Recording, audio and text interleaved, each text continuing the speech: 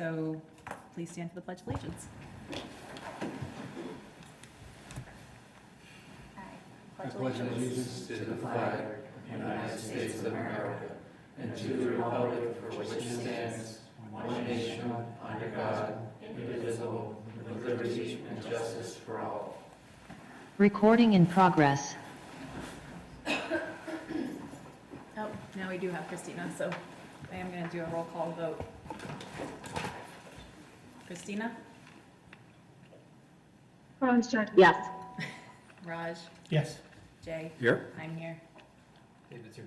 All right, perfect. So this is going to be a 15-minute period for public comment. This is your opportunity to share any concerns about the town operations and programs with the board.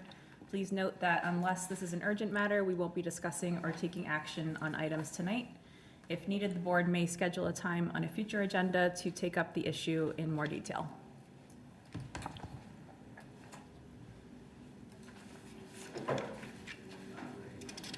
You have our public comments? Dave Feemy, 86 Sterling Street. 2.5 years ago, the Board of Selectmen approved two LIP projects. One of them has been completed. They've come to the Zoning Board of Appeals. We've issued a comprehensive permit.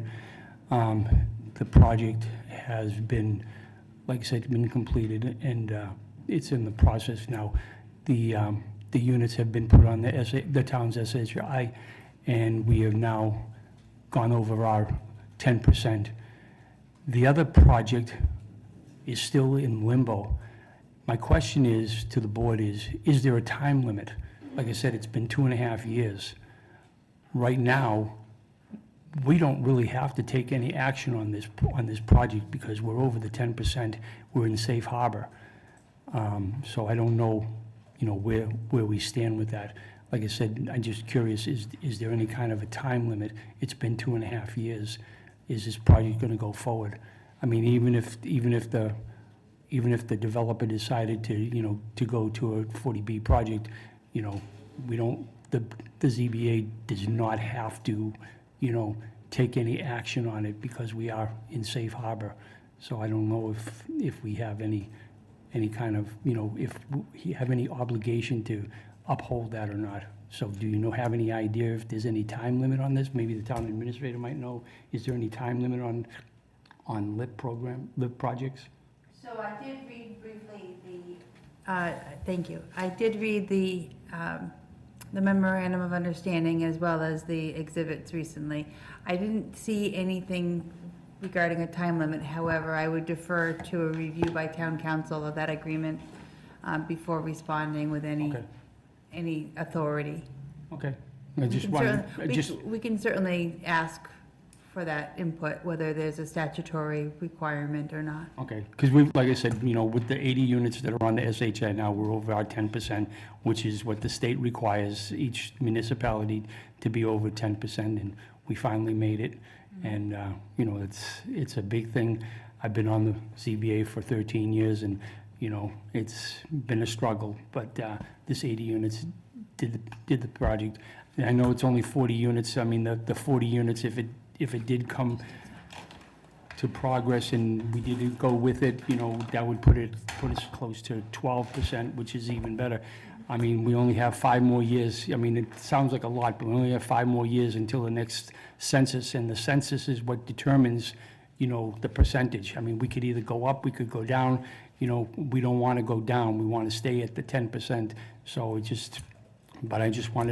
just curious. Like I said, it's been 2.5 years, and I want to know where we stand with that, if there is any, time limit on it, okay? The only other thing is that I'm really not happy with the building inspector. I know you're going to be discussing it tonight. I hope that next year, that when it comes up renewal, I hope that the Board of Selectmen really takes a hard look at it and maybe go back to the way it used to be with having our own building inspector and not sharing it with other towns, because it really hurts the ZBA when we have issues, when somebody comes to us and they have a problem with the building inspector, and we can't get the building inspector to come to our meeting to answer questions, and we have to reach out to town council. And I know that The Board of Selectmen and Town Administrator does not like us using town council, but when we have no other recourse, we have to. I mean, it's so simple. We had an incident happen last year. We asked the building inspector to come to our meeting 3 months in a row, and he absolutely refused to come to the meeting, and we finally had to get town council involved in it, and I even asked town council, and he basically told me that this could have been resolved by the building inspector, So, I mean, I hope that next year when this comes up, I hope that you guys really look at it, more closely and, help us out. It's not like we ask the building inspector to come to every single ZBA meeting. It's only when he has issued where he has said, no to a petitioner, and a petitioner has come to us asking for relief. That's the only time we've asked the building inspector to come. In the past, we've never had an issue with that. So I'm hoping that next year, when this comes up, that you guys will look at that a little bit more closely. Okay? Thank you. Anyone else? You're here, so you're up.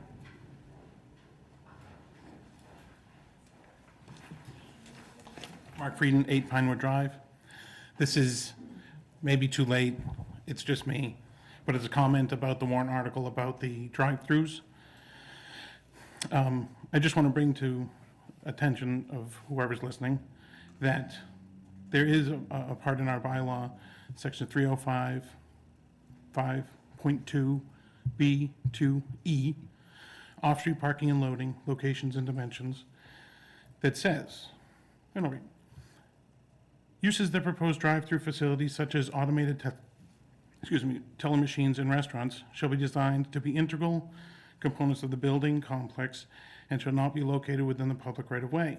Such uses shall be safely and conveniently accessible from surrounding uses via a clearly defined circulation system that minimizes points of conflict between vehicular and pedestrian traffic.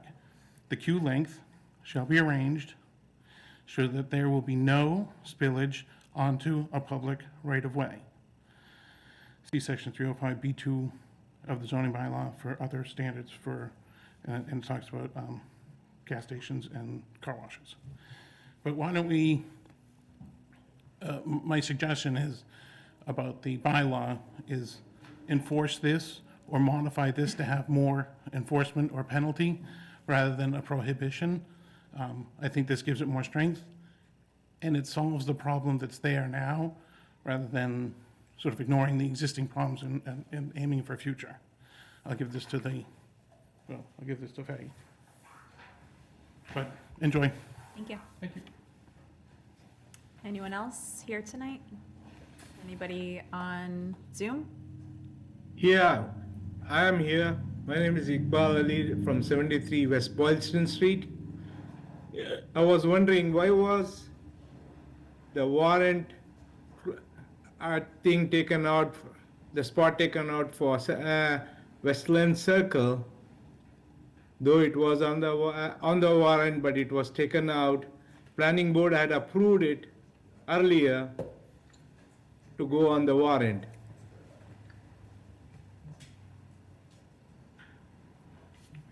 Okay, and this is public comment, so I can take this and we can add it to a future agenda item. Thank you. Thank you. Anything else? No? All right, public comment is complete.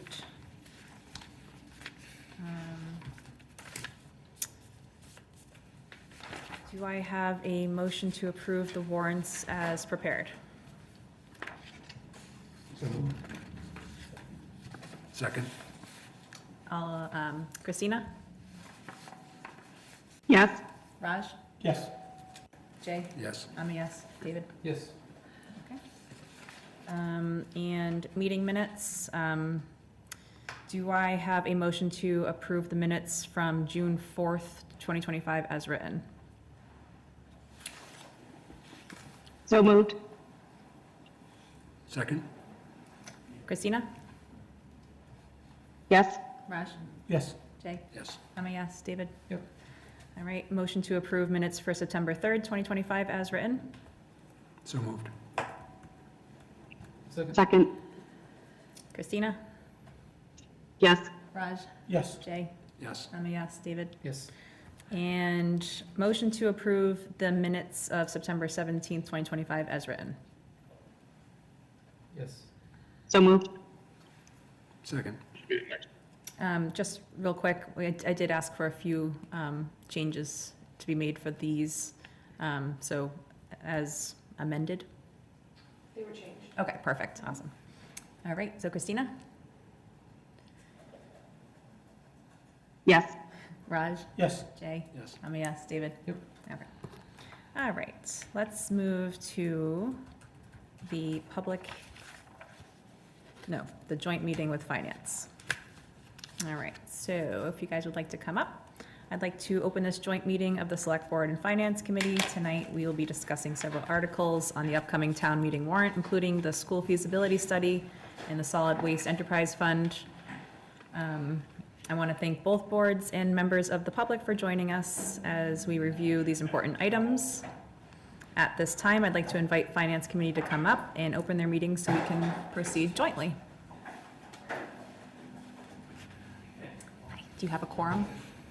We have a quorum for the CIB at the time, so until there's a quorum for the town, we'll be speaking just on behalf of the CIB. Okay.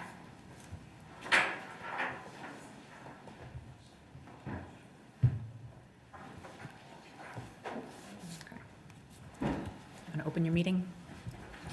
Do you want to open your meeting? I already have. Oh, okay, perfect. All right. So I think that we should probably discuss the school feasibility study first, just because we have Dr. Riley here, and he can kind of help answer some questions and go over any questions we might have.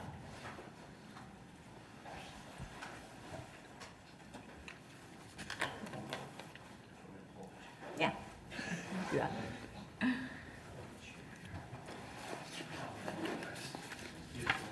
Yeah, it's okay. All right. Nice. All right, so do you want to just go over what the ask is at town meeting and Sure. kind of discuss the logistics of it? Yeah, so in order to pursue the MSBA opportunity, in order for the MSBA, again, Mass School Building Authority, is a grant program through the state. And if we want to pursue a new school project as a town, the MSBA will reimburse the town if we follow its process. Part of that process is going through what's called the eligibility phase. That's what we're in right now. Eligibility phase started in June of 2025, and it will go through February of 2026. Part of the eligibility phase is for the town to secure the funding to conduct what's called a feasibility study. And that feasibility study, if the funding is secured, will take about 12 months. And that will, in theory, build the possible 7 through 12 school building. And it will also give us other information, like 50-year capital improvement costs for our current facility. And that's in order for the community to make comparisons. So sometimes when you put those 50-year costs out on the table and you see it might cost X to build a new school, and it will cost Y to maintain the current school, and those figures don't tend to be off all that much. And it's good for the community to be able to see that. There's also site testing that happens. We also hire what's called an owner's project manager, an OPM, and they will essentially manage the process of helping us to secure a firm to come in and do the feasibility study. And so that is the request. We have estimated, which is the process that other towns and communities use. They do an estimation process based on what feasibility studies are typically costing for specific types of projects. We have to request the full amount as a town, which is estimated around $2 million. Please know that part of those costs, as long as we maintain the path that MSBA has requested, can be eligible for reimbursement. So while we might secure $2 million with the ask, we might not need to spend the full $2 million. And I'm a little cautious of saying how much we could save, only because It all comes down to what comes up as a part of that process of studying the potential new school project. All right. Thank you. Any questions or concerns? This is for the public. So the new building is going to be 7 to 12. The existing, the plan is to replace Major Edwards. Am I right?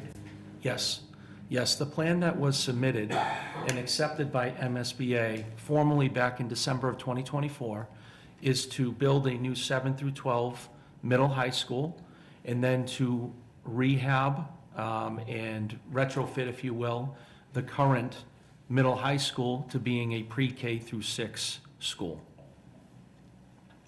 And what are we going to do with the high school? Is going to be only seven? The high school, the new school will be High school 7 through 12, and then the existing current high school structure would be renovated and rehabbed in this plan to being a pre-K through 6 school. K to 6, okay. Okay, thank you. Through you, Madam Chair. Question on the I guess the scope of the study. Is that going to include, I understand that it's a fairly detailed, and basically you're gonna get mechanicals and everything, so essentially when that study's done, we're gonna be fairly close to ready to start construction on a recommended project by the study provider, correct? Is there anything in there that's going to address the upgrade necessary for the existing middle high school structure in order to accommodate the Major Edwards moving over? Yeah, it's a great question, yes. We can utilize the firm that we select to look at what the renovation and rehab would be for the current building to move Major Edwards over. Part of what the town should know as we're going into this project is what's deemed reimbursable and what's not deemed reimbursable by MSBA. So MSBA works in a very sort of channeled way where we are currently eligible for reimbursement on the construction of a new 7 through 12 middle high school. And so while the renovation and rehab can certainly be studied as part of feasibility by the firm that we appoint, that part of the feasibility costs may not be reimbursable, and the renovation rehab of that building will most likely not be reimbursable for the town. Thank you. One more question. Is this study will also look at, for the high school, we have to have a location, right? We have to have a land. Will this study look at it, or do we have a land for the high school? Yeah, it's a great question. There are some ideas, but the study will look at land. It'll test land. It'll see if the land is capable of supporting the build of a new 7 through 12 high school. So yes, a location also becomes part of the outcome of this feasibility study. One other question, see if you know the answer. But how many acres we may need for 7 to 12? I'm not How many sure. acres? I'm We not don't sure know. on that. That's a great question, but I don't know. Okay, thank you. Madam Chair. Just as a matter of just general public information, do you plan on issuing a report under Article 1? Because not a lot of town folk will have seen your presentations. Sure. If you want me to, I can do that. I don't know what that entails, but I'm happy to learn and to do that. Well, it's simply the opportunity at town meeting to explain to the people Oh, sure. what the nature of the project is and trade-offs, options, that kind of thing. Yeah, I think as a school building committee, we discussed scaling down the 3 presentations to To a s- one yeah. smaller one Yeah. to kind of present at town meeting, yeah. Oh, absolutely. I'm happy to support. Yeah. Just a question. Also, if I may, as far as the structure that this would take, so assuming that you got approval from town meeting, is the intention that we'll try to access a bond anticipation note, or would we go right to bonding that debt directly? It would be a ban. It would be, for sure. So it can be rolled into the overall project and. Once the project deemed complete, we would turn that into a full bond note, but while it's in the progress, it would certainly come in. Okay. A question related to that.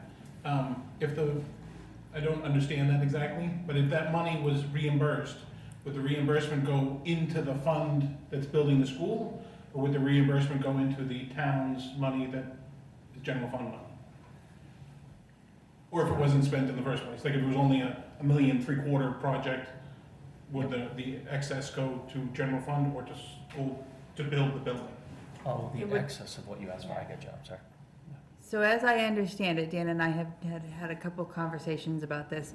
MSBA does their reimbursements in real time. Okay. So as the bills are coming in, they are submitted to MSBA, and MSBA would pay their portion of it. So there wouldn't be a reimbursement of monies that would be coming back. There would be excess in that. Depending on what that reimbursement rate and what is considered reimbursable costs. Yeah. I think, Hopefully there'd be Right. excess. Yeah.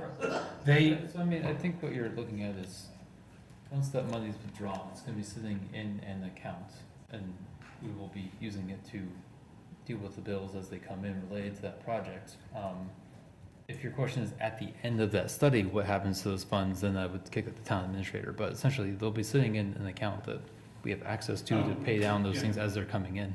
My question or concern is really, is that money now slide automatically to the construction costs, or will that go back to general fund, which is sort of the town meeting is everybody, and they're all gonna be concerned about, does this money, if there's excess, go back to the town to spend on perhaps this, the new fire building or something? I mean, like, is the money gonna go to general fund, or does it stay in the school's jurisdiction? so once town meeting appropriates and then the town election would support that, that money is specifically for a school feasibility study.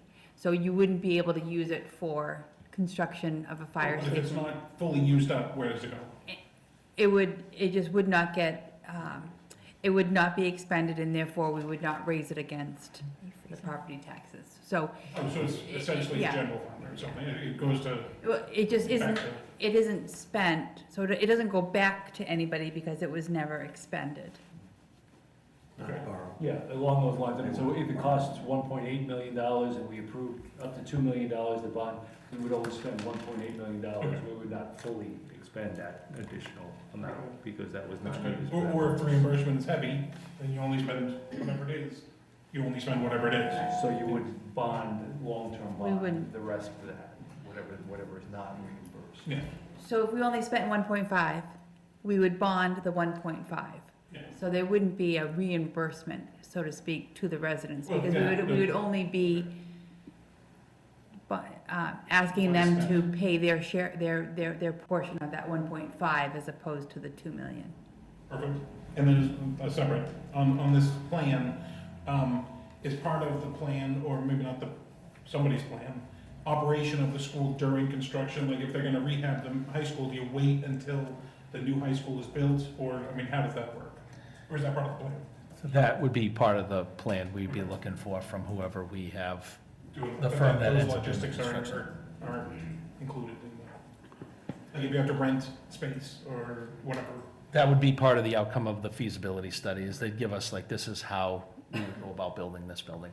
And having a school. Yes. Yeah, because the students still need to go to school while it's Give me a happening, year right? off. Absolutely, no, we will not do that. Faye, it's freezing in here. Can we turn the AC down just a little bit? Thank you. I'm Thank like you. so cold. Okay, continue. Anything else? Yeah. More questions for you?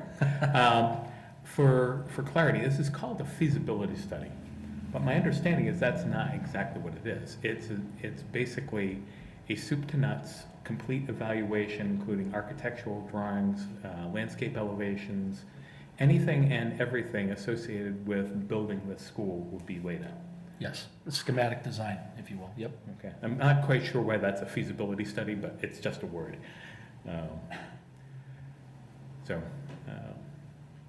The other question I had is, as part of the presentations that are in process or at town meeting, will there be estimates, very preliminary, very general, of what the expected construction range would be?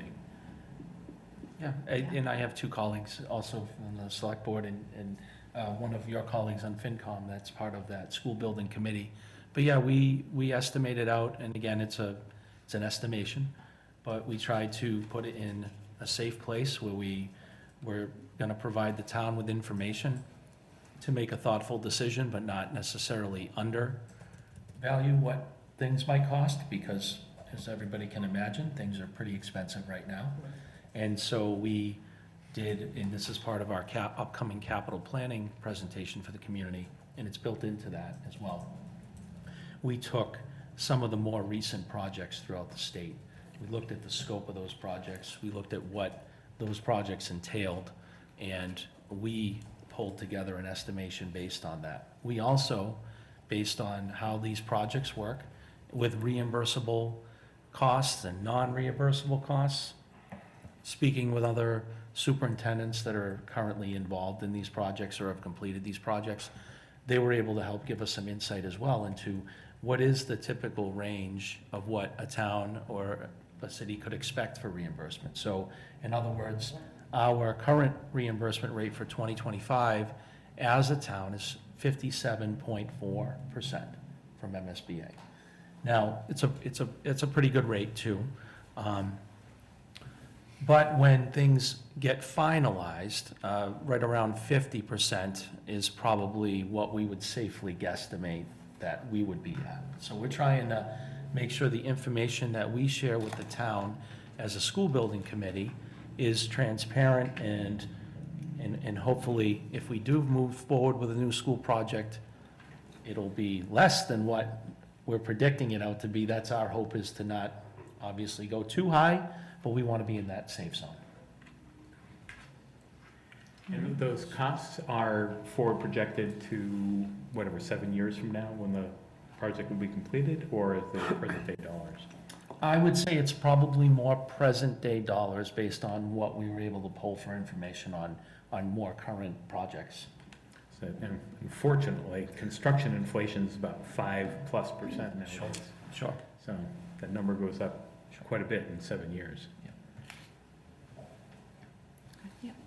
Is part of the project purchasing land, or do we think it can fit on existing or town land?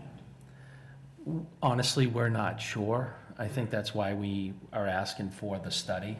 If the town is willing to invest in a new 7 through 12 building, middle high school, then we need to learn where we can put that middle high And it school. may not be, I mean, the option is for it not to end up in the same general area. I mean, I guess when we go into business with a firm and they come in and they say, hey, these are the possibilities, and to your point, like, could they build something while school is in session, similar to the recent Doherty High School project, right, where they were able to build that simultaneously right next door. So it would, For the parking lot. yeah, we would need those architects and designers to really tell us what is possible. Yeah. Yeah, a question for the select board. So option A is the town approves this. Okay, great, that's self-explanatory. If the town doesn't approve it, would the select board be inclined to run a special town meeting to reconsider it before the February deadline? That's a good question.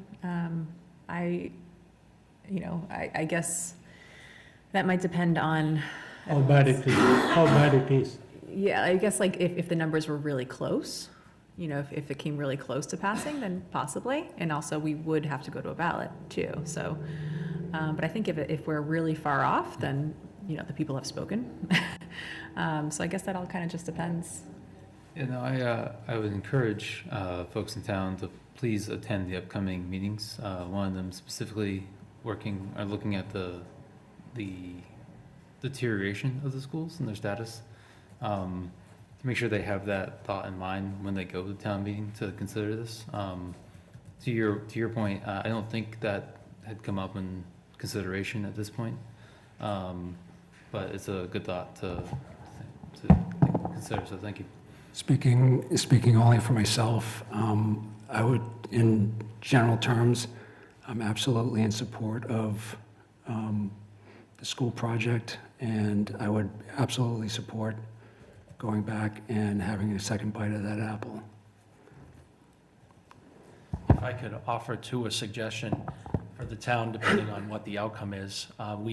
We've formed a school building committee, and with the current conditions of the schools, it's going to be a really great idea for the town to maintain that school building committee regardless of what the outcome is at October town meeting. So that committee, which is essentially comprised of stakeholders from the town, could also reevaluate if something comes out of the vote and look at the project itself and offer suggestions to you all as the elected official boards, and to say, this is what we can suggest at this point, this is what we might recommend.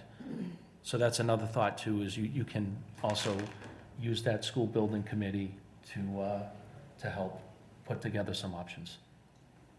Yeah, and I might just add to that, you know, the school building committee probably won't go away either way. You know, it'll probably be here and, you know, for the long term, and it probably should have been created years ago.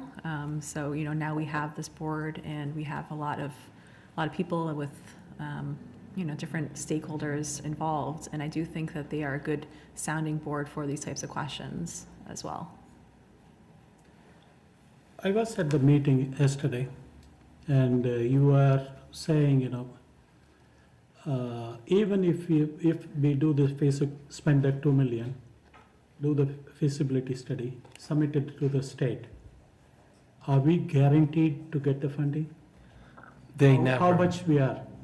And it's part of that process. They never We don't know. guarantee anything, just We don't know. because, Yeah, that's what I thought. yeah, it's a great question, and unfortunately, Yeah. that's, So unless we do this study, so they may not know how much we need, or what are the building needs, what are the town needs. So we have to spend the money ahead of time and then see what they say. yeah, and they have a very specific process. They have budgeted for us.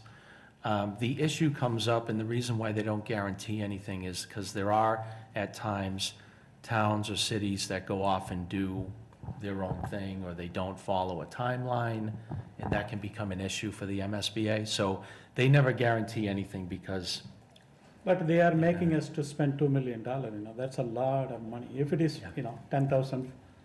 I understand. I But, understand. you know, it's not you, but it's the state, you know. I totally understand.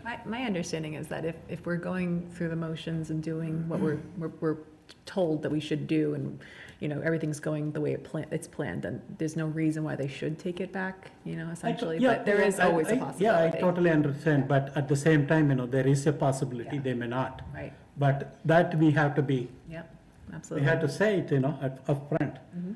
Then if we promise, you know, yes, they are going to fund us this 50% or 57.4% of the cost, then, you know, we have to be responsible for the people to, you know. They will ask us, So- you know, you Yeah, said that, you know, absolutely. it's definite funding, what happened to my $2 million? So with that $2 million, we could have renovated the Major Edwards. The other question I have is, you know,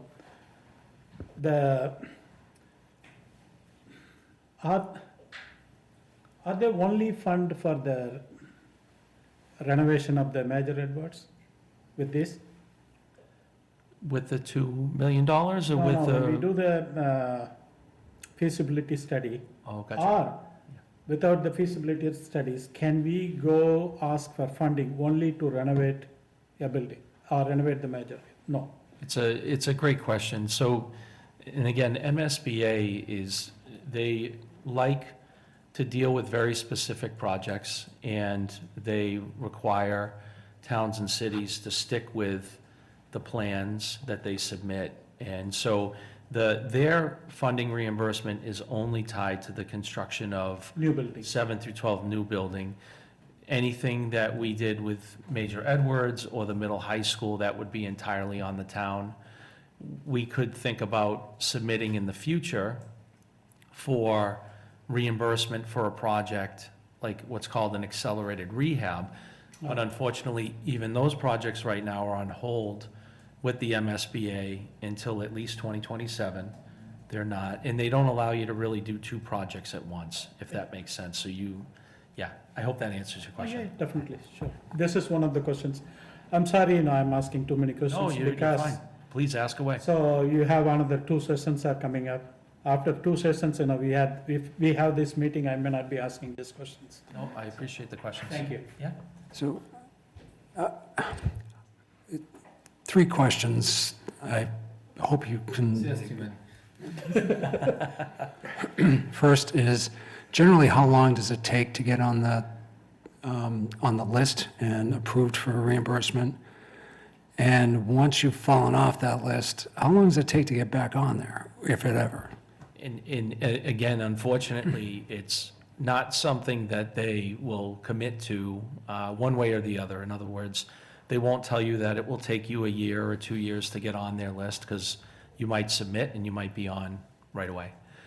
They also won't tell you that you won't be accepted back onto the list, even if you, let's say, exit a program and then reapply. What they have said to us multiple times is they said that right now, with the state of the condition of the schools in West Boylston, that they recognize that there is a need for a new school project. And that decision on their part won't necessarily change, but if we were to try to, let's say, resubmit, let's say we wanted to resubmit for a different project, then they would work with us on, if we weren't accepted, why weren't we accepted? What are some of the changes that we could make? That's what occurred with this project too. So this project was submitted prior to its December 2024 acceptance, and it was rejected, and there were reasons why it wasn't accepted, and those reasons were adjusted. It's been rejected multiple times, actually. I mean, I was on the school committee I was last on the school committee in 2020, and that's when we started that conversation. So the point of my question was really, this is not something new. This is a long-term process, and if we mess it up now, we're not going to have another bite at the apple anytime soon. Possibly. I mean, again, like we've asked them that just to make sure, because we want to be able to advocate for the town, and their only response to us was that we've identified that West Boylston has a need. And what can you tell me about the age and the condition of the building itself? Sure. Which one you want, Edwards or the middle high school? For purposes of this conversation, just the high school. So middle high school was built in the 50s, and it was renovated again in the 90s. In 96, I believe, was when the last real renovation was done. And I don't want to sound like I'm blaming or anything like that. My impressions coming into the district is that you've had about 30 years of maintenance needs that have not been met. And so that's kind of compounded over time. The systems are antiquated and outdated. Examples like your lighting systems, your HVAC systems, your fire, your emergency systems, all that stuff is in need of immediate replacement. We've spent a lot of money and time retrofitting and slapping Band-Aids on it. Sure. We've got a 75-year-old building that was last touched 30 years ago. And failing reimbursement from the state in this project isn't going to cure that. Yeah. I mean, we can look at how much money we're spending now. It's only going to get more expensive. And oh, by the way, keeping that building running costs money too. It does. Yep. Thank you. Yeah, thank you. I've got one, Mark. So my understanding, I believe from our presentation last night, was that there was a question around the feasibility study firm. We said that would be a bid process. To your knowledge, are there typically a regular set of firms that have apply for these? Obviously, we're supposed to be a bit of a blind to who's bidding and that kind of thing, but do you find, looking through other schools, are there typically more successful firms, to your knowledge, or is that, haven't looked at it yet, which is fine either way, just. Not to my knowledge. I think that the firms themselves have to be approved through MSBA to be on the list of the firms that we can look at if we're working with MSBA. Okay. I asked simply just from a due diligence standpoint to make sure that then whoever we're essentially partnering up with to go down this process, should we get the funds approved for that, other than reputation of the firm you've selected, I guess there's not really a good way of knowing ahead of time, hey, these guys, knock it out of the park. They've had multiple successful MSBA projects versus this one. They kind of skate by. There's not really, I guess, a good way of looking into that ahead of time. I guess as a town, we could always reach out to other municipalities that have worked with those firms and just ask what their experience was. Okay. To that point, and maybe you could just clarify, doesn't the state have a list of qualified vendors? So that's Yeah. really, so they've been vetted already for Yeah. the most part. Okay, thank you. Yeah, so to further extend that same question, if that's of real concern to you to sub-select those, you can control that by what you put in the RFP as far as the required capabilities. So you can narrow that down in advance, but you're screening out potential candidates, so Sure. it's a double-edged sword if you No, want to go there. no, it's a valid point as well. I just wanted to, I was trying to think, we've spoken about bringing the town along for the ride, and hopefully conveying the need to get the votes voted on. But then it occurred to me that then we have this third party that we're going to also be heavily reliant on to execute their job well, to one, the full feasibility of the school design, and then to make sure that whatever they're putting forward to MSBA is also above and beyond what they're looking for as well. Because if we did all our steps correctly, but we essentially have not an awesome subcontractor involved, that could seemingly be another tripping point. So, Can I add one piece? please. The OPM that Yes. you hire as well essentially becomes your lead, your liaison with that firm. So you also have that person and that expert that's overseeing what's happening, how it's happening, and they are an extension of the town, if you will, towards the project. So they also help to provide a little bit of that safety net to your points of, what if things aren't happening the way that they should be. You have that OPM that's working for you. And so because you've had prior experience with towns that have gone through this process, that role, is that also a for bid role, or is that just a contract period through the projects where you can still kind of vet the person coming in to run that? That I'm not actually sure of. Okay. Yeah, I've never been directly involved in the hiring of the actual OPM, but that'd be something MSBA could easily guide us through. Okay, great. Well, I can say for the senior center, we did review multiple OPMs and Okay. picked one. Yeah. And I thought did generally a pretty good job. Okay. You will have that chance to Yeah. look at credentials and interview. So the other question is, Dr. Riley, if you could walk us through the timeline. So let's say we get the money for the study. Yep. When will we know if the state is going to choose to reimburse? Will that only be after they approve the overall project that the feasibility study outlines? And again, they've accepted us into their program, so they have budgeted for us, in a sense. They will make sure that we're walking through the steps that they have laid out. If we divert from those steps, then they may say that they're not going to continue to have us be part of that program. The feasibility study itself can take out to about 12 months.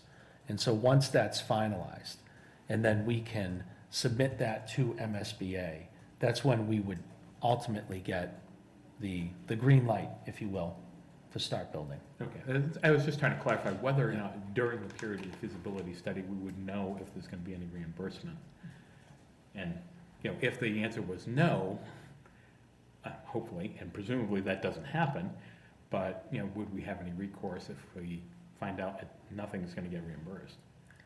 I think it was described to us, pardon me if I'm putting words in your mouth, I think it was described to me that if the feasibility study came back to MSBA and we were requesting the Taj Mahal, they might say, you can build that, but we'll keep our money. Versus if we come back with what they deem a reasonable school, then you're more likely than not to see them. But I think it's. Yeah, it's, so to get a little technical, it's contained within the scope of the project that they will approve and that they have, as I use the word budgeted for. So if they say to us, they've budgeted for 300,000 square footage of a school, and we can use that footage how we deem necessary when it comes to the classrooms and the things that we've put into our educational profile. If we then extend beyond that, then the conversation with them becomes, so if we start construction on this school that has exceeded what we are willing to reimburse partially on, you're going to pay for that, right? And then the answer from the town would need to be yes.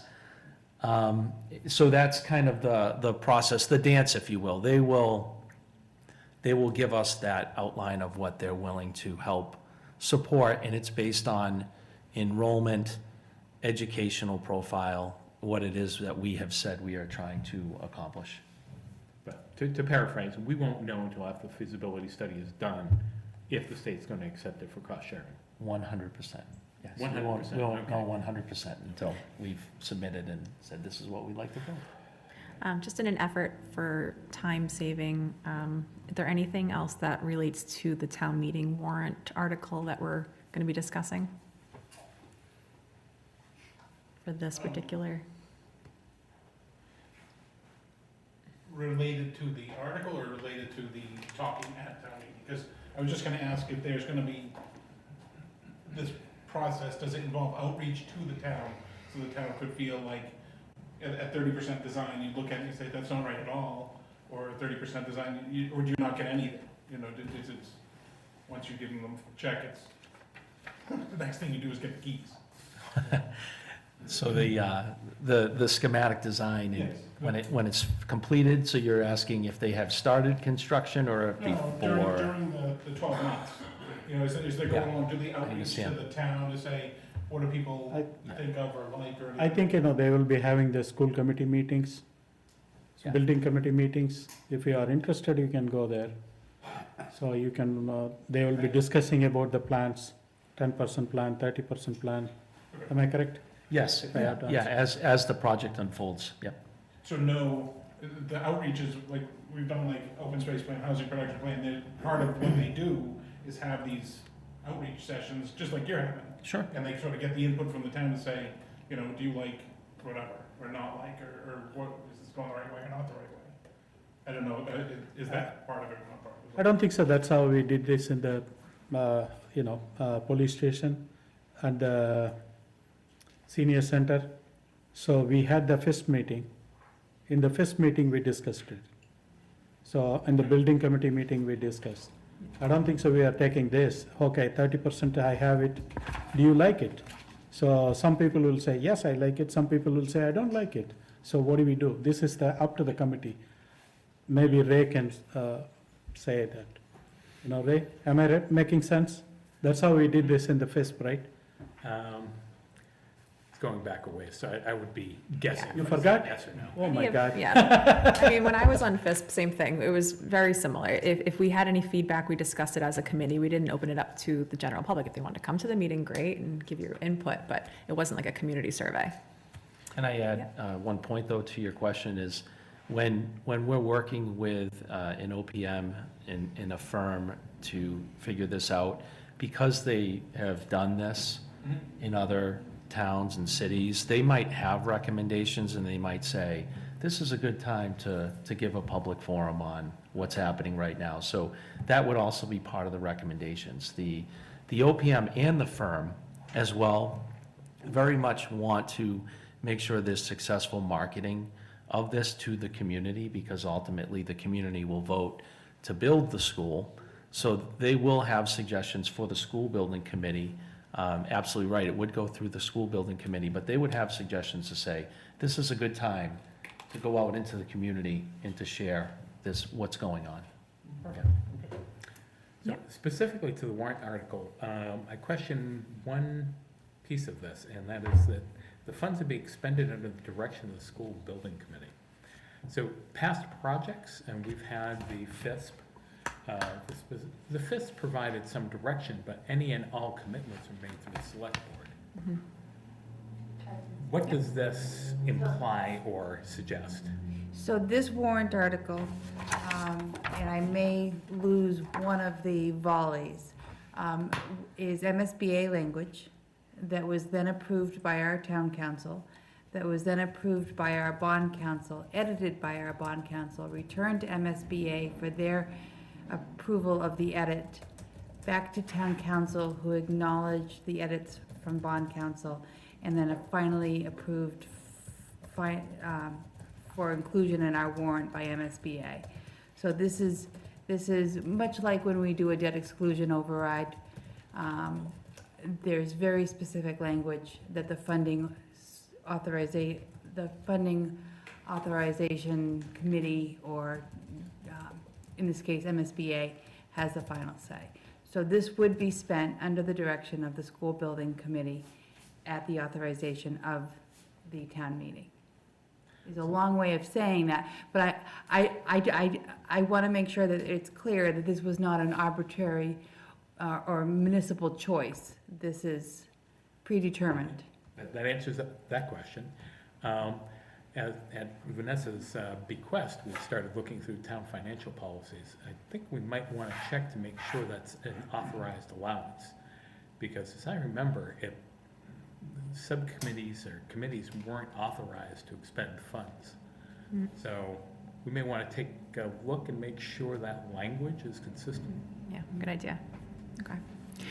All right. I think this wraps it up for this discussion. Thank you so much, Dr. Riley. Thank you. Thank you.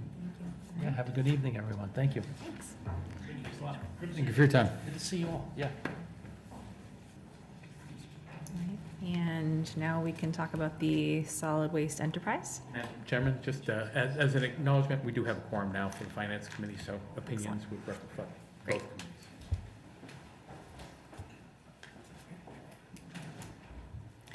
All right, Heather. Well, today we had our first public information session at the senior center. I addressed a captive audience of the senior lunch crowd, and then a few other residents that came in. I think that it was a good discussion. The best question that I had was, will the carts have wheels? So I was very confident in answering that question, that yes, the carts will have wheels. But we did get into some of the specifics of the enterprise fund request. This is an article that was initiated during your May town meeting public information sessions, where I promised residents that I would do my best to figure out a way to address their concerns, that the town, the select board, the finance committee, the town administrator's office would continue to use trash collection as a carrot to get people to approve Proposition 2.5 overrides. So this was born from that promise. It is by far, an option for town residents to choose if they feel that this is a good direction to go. Speaking with the town accountant today about what are the options if this is not successful. And we both agreed that the FY27 and FY28 and budgets going forward, that we will always find a way to work through them and balance them and provide town services.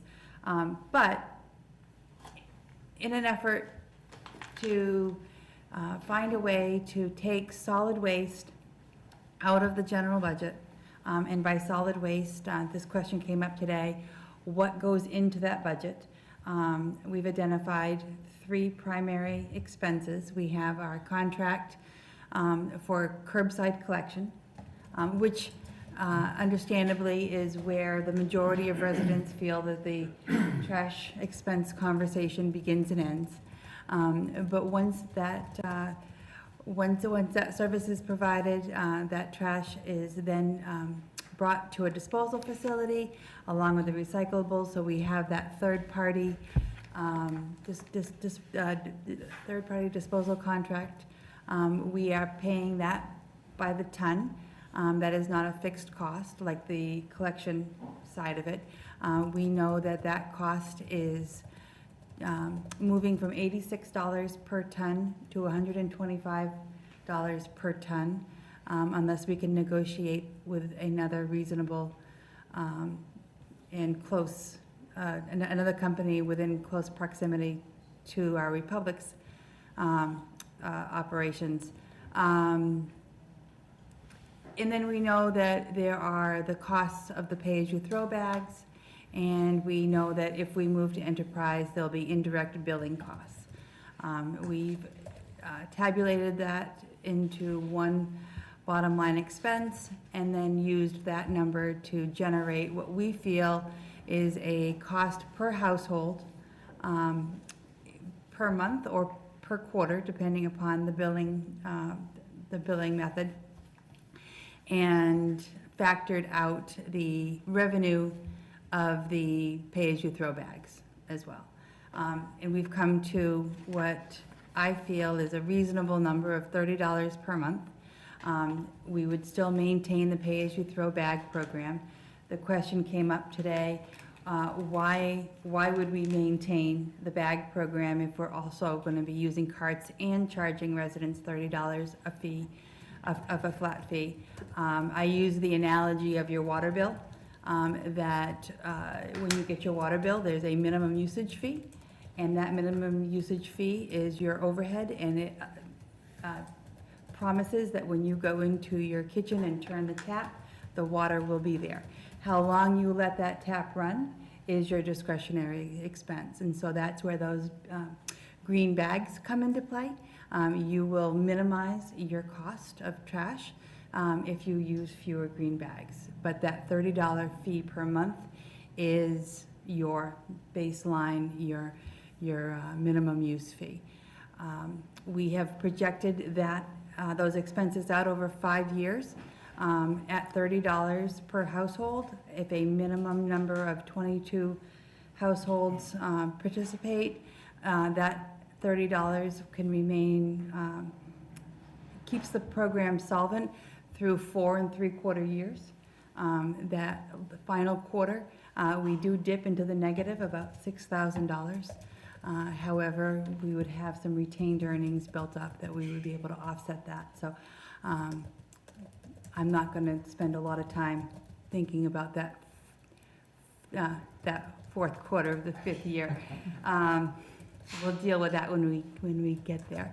But overall, I think it's a really good option. I think it's a sustainable opportunity for residents to have some control over that service. I understand that it is asking them to pay for something that they're currently not paying for right now. And in addition, we've asked them to approve a $725,000 override in May specifically for this.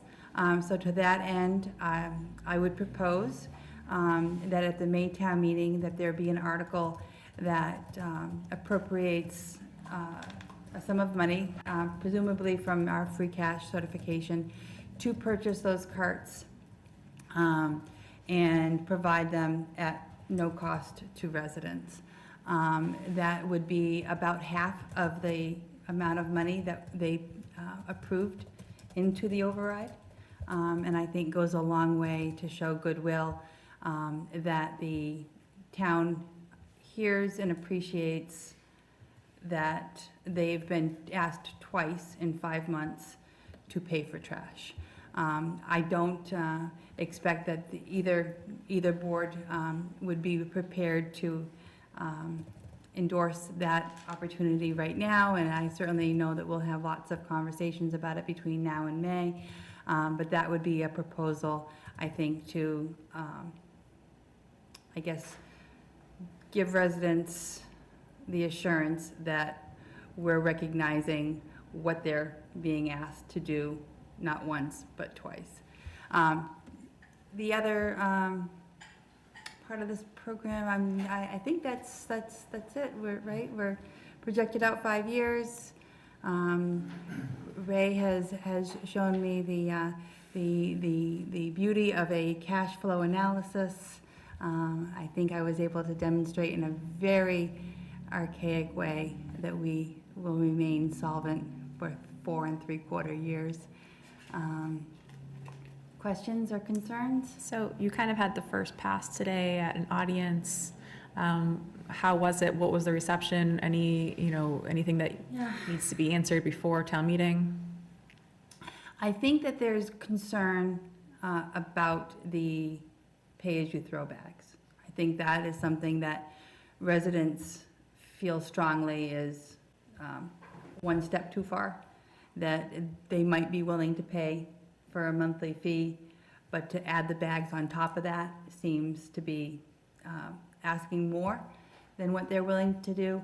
Again, I go back to the analogy that the $30 is the base fee. It is your minimum use fee for trash service, and the bags are the way you control your costs. But more so than that, we know communities that have walked away from their pay-as-you-throw bag opportunities have seen an increase in their tonnage by 40 to 60%. And that is a number that I have not computed into our budgeting model. And if we're moving from an $86 per ton to $125 per ton contract fee, and our tonnage increases by even the 40%, then, the 1,100 budget tabs that I created are all out the window. It just simply, the math won't math at that. So it would be my recommendation that we begin the program with the pay-as-you-throw bags in place, and if that just is not sustainable, or there's a decision to go in a different direction, that we can look at that. But in order to keep the monthly fee as low as possible, keeping those bags is, and I also think not just as low as possible, but being able to stand behind and say that that is a number, that is a solid number for several years to come. So we're not coming back to residents every year and asking for another increase. Can you remind me, in your calculations, so the locations that would be served by this model are individual houses, and then are there businesses that are served? No. Okay. And you keep giving me yes and no's, and then say your piece. Apartment complexes? With less than 3 units. Okay. So then, in theory, some of the individual residences that are being built could help potentially offset in the long run, because we see a little more overhead month to month. But as far as, say, like the apartment complex going in for the 40B or anything like that, those will not be in the scope of this trash That would project. likely not be in the scope of this project. Thank you. And then in terms of, you said, 2,200 households. Is there any way to gauge what our percentage might be ahead of time, and what happens if that percentage is lower than what we anticipated? So as of today, we learned through our DEP coordinator that there may be, and we're asking the Division of Local Services, legal team to verify this, that there is an opportunity to roll this out as an opt-out program. So the 2,458 current users could feasibly be automatically enrolled into this program. And if they wanted, and if anybody wanted to not participate, then they would have to let us know that they choose not to participate. This would be a policy decision that we would be making as a group. But that certainly goes a long way to, I guess, speak to how many, the idea that somebody would say, I'm gonna choose not to, and pick up the phone or send the email or whatever format we choose to have them opt out through, I think is less likely. And then alternatively, going back, if it's an opt-in program where we're going to ask residents to register for this, to actively engage in the program, having a cutoff date for that, where we say theoretically, if you have registered and enrolled in this program by May 1st, we will be able to guarantee that recycling cart and trash cart has your name on it, you're signed up, this is coming to you at no charge. But if we hear from you after May 1st, because there's also a 40-day rollout for the carts, so that's where I'm coming up with that May date, is if we hear from you after that, then there's potentially going to be a charge for the carts, because now I'm going to be doing a second order and procuring those carts, perhaps in a lower amount and a special order where there would be an increased cost. So I'm between those two models. I think we have some incentive to engage.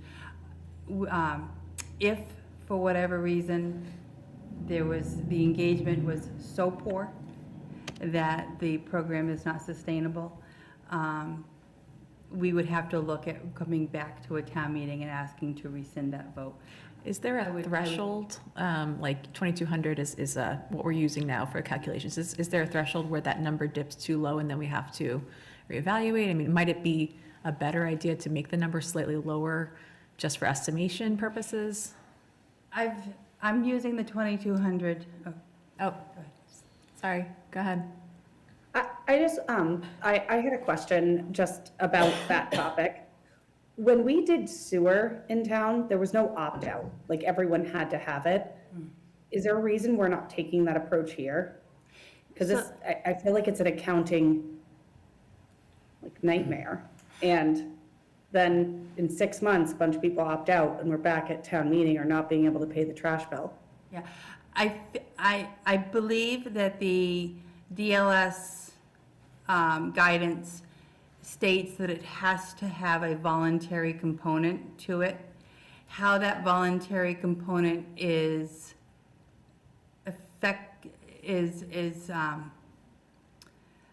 offered, whether it be opt-in or opt-out, I think is where there's a gray area that again, we're having their attorneys confirm that. But unlike sewer, so when you build out a sewer system, you're required to connect into that sewer system. That is a different, it's a different service. But I will look into that just to confirm, Christina, because I mean, it would be lovely if we could make this mandatory, but I do believe that there is a voluntary component to it. What is DLS? I'm sorry, it's the Division of Local Services, which is a component of the Department of Revenue. And they have requirements on opting out of trash? So there's the IGR, which is the 60-page document that I've shared and happy to put online, but it's the statute of how an enterprise fund has to be handled within the community's financial accounting. Thank you. Yeah. Mark? So what are the options? I decide I'm not gonna do this. What does that mean for me functionally? So if we cannot make this mandatory, and there is a choice for residents to opt out, the Board of Health maintains an annual list of trash haulers that are permitted by the town, and that list is on our website on the Board of Health page, and you could contact any one of those to provide you that service. So the answer to that question then is, you don't have to use our service. You're on mute. You don't have to use our service, but you're gonna have to buy a service, and that goes back to the same conversation we had at the town meeting. It's gonna be whatever it is, Whatever that $1,100 a year or Right. something like that. Fine, okay, thank you. Yep. Ed? Well, I think it's more than 1,100, sorry, through the chair. Who's acting chair? Vanessa, do you mind if I ask Yep, a go ahead. question? So the only thing I would say is if there's an opt-out, Heather, as you're going through this, one of the things that came up to us was the fact that now we would be allowing residents to have dumpsters. We might need to make some Board of Health policies or policies to manage that, and what time they can come in, and what local ones are allowed to come into town. I know there was a lot of discussion around that. I'm just thinking, if they opt out and they do a dumpster, and then they have the dumpster picked up once a month, and the neighbors start having rats show up, it's gonna turn into a problem quick. Yeah, absolutely. Actually, to follow on that, I think you should I don't know if DLS did it also, but to establish that you can't, like two neighbors can't one opt out and one have a bin, and you all throw it into one bin, you know? I mean, I don't know, it wouldn't be understood. I'm thinking of taking it to Worcester. Yeah, And then Yeah, I'm just gonna I buy the Worcester bags. trash bag and sell it. I'm sure we'll see a lot of creative opportunities. But that should be a rule that you're not supposed to. I mean, think, Well, you know. yeah. We could make that rule. I don't know how we, We got to be have realistic that follow though. up. We had to be realistic Yeah. though. So, I just want to go back to why this is being proposed. It's being brought forward because we said that we would come up with an alternative option. This is that alternative option of how to remove trash from becoming a political motivator for future Proposition 2.5 overrides. It does create a significant amount of breathing room in our FY '27 budget, which does take, it doesn't take a FY '27 override off the table, but it significantly changes what that number would look like, and potentially makes it so that it's not something that we have to move forward with in '27. We might be able to move that down the line to '28, because we would be buying ourselves, as I said, some breathing room in that budget. And it, of course, maintain services. But if this is not a model that the town supports and feels is the direction that they want to go, I just want to give the boards the assurance that we will still figure out FY '27 one way or another. So. I've got one last follow-up question on the, you mentioned that part of the plan is the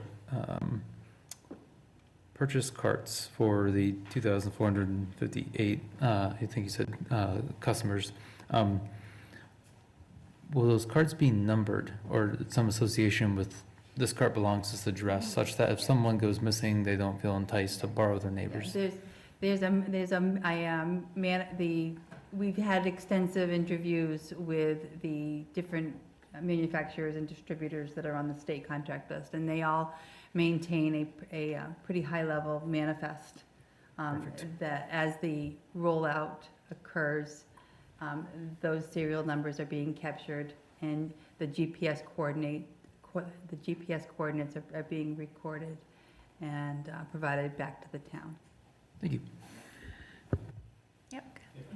So, a few questions. First of all, are you planning on presenting under Article 1 some of the abbreviated details of this plan, so everyone that hasn't showed up to one of your seminars will understand what the plan is? So with that, maybe I'll add on one of the things. Are you planning on doing some more information session? Yeah, yes, we have another one scheduled, April 7th, yeah. Is there, did you put it on someplace? It's on the website. Oh, really? Okay. I missed it. Okay. Really, I missed it, otherwise I would have been there. It's in the town meeting document, it's on the, I can post something that is separate to that, absolutely. Is there a way we can put it on the Facebook Yeah. page? I missed it. It's on the Yeah, Facebook there was page. a flyer on the Facebook page that had both meetings. But the website has it under the town meeting information, yeah, but we can make a separate post. Yeah, we'll with make a that. separate post with we'll use the flyer. Yeah.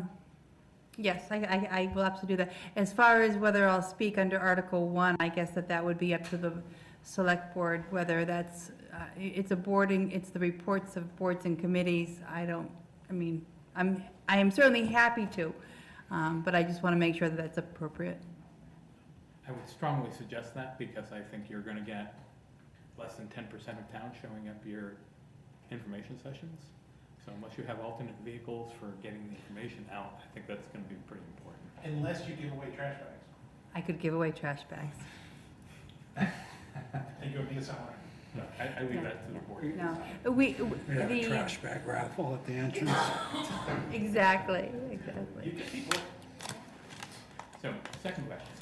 As far as the inputs that have gone into your estimate of what the fee will be, are those going to be detailed out somewhere? You and I have discussed them, so I'm pretty familiar with some of the details. But for the benefit of town citizens, for your protection and for theirs, laying out the list of assumptions, and they can look at it themselves. And if this doesn't happen, they know there's going to be a consequence. Next Tuesday, I should be able to provide that, because we have the meeting with the municipal light plan on Monday, and we'll make a final decision on whether or not the billing will be handled through the municipal light plant, or if we'll be handling it through the sewer department. The difference is basically quarterly billing versus monthly billing and a cash flow issue. But there's a price point for both, and once that number is locked down, I will certainly make that budget public. But just a nice, clean, bulleted list of assumptions so Yep. that people understand what went into your plan. Absolutely, yeah. Really? And really, the only reason that I have not done that to this point is because I don't have that indirect number. But even at And that, I don't want to present something that is not accurate. yeah, understood, and it's not gonna be accurate even what you put out because you don't know the answer yet. But if you list the assumptions that went into it, then you're covered as far as what that may generate.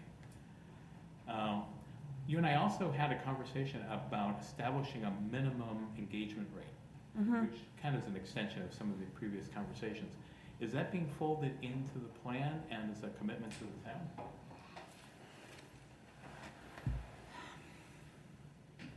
I think that there has to be some understanding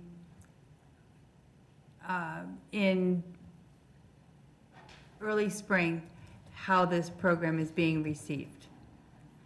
I don't want to put a number to it, into Vanessa's question about what, if it's not 2,200, what is that number? I really do hesitate to put that we'll need this number or this percentage, because it is going to be an awful lot of work to rescind the vote and to undo all of this work. Regardless, we'll have to move forward with the cart purchase. We know we're committed to those carts for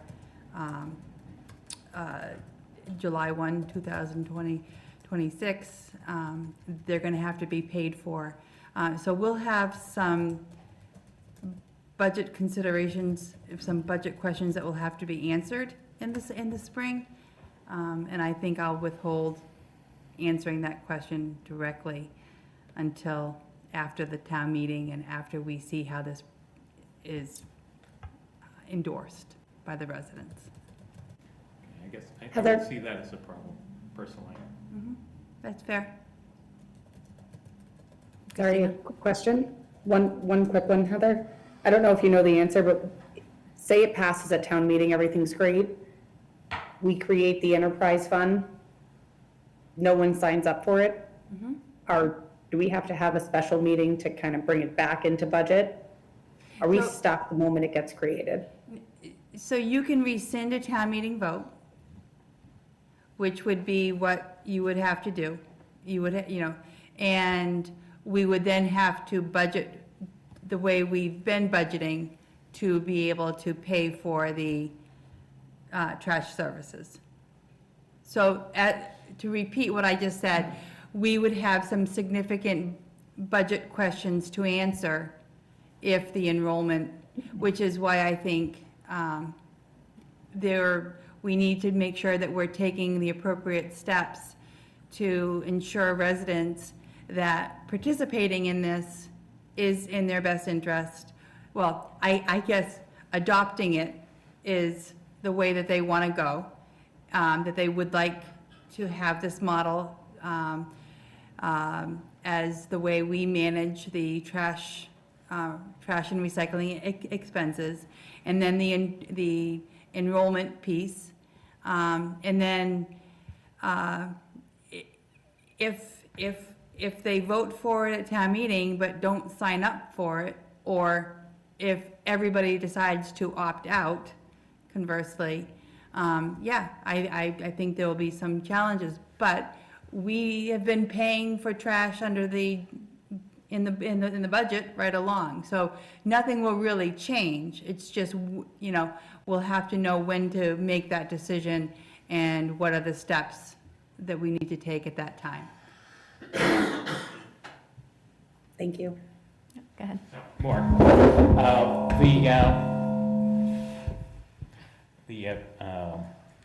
The carts and the purchase, your plan, as I understand it, is that you wanted to buy those out of free cash. I assume that would be an event in the spring town meeting? Right.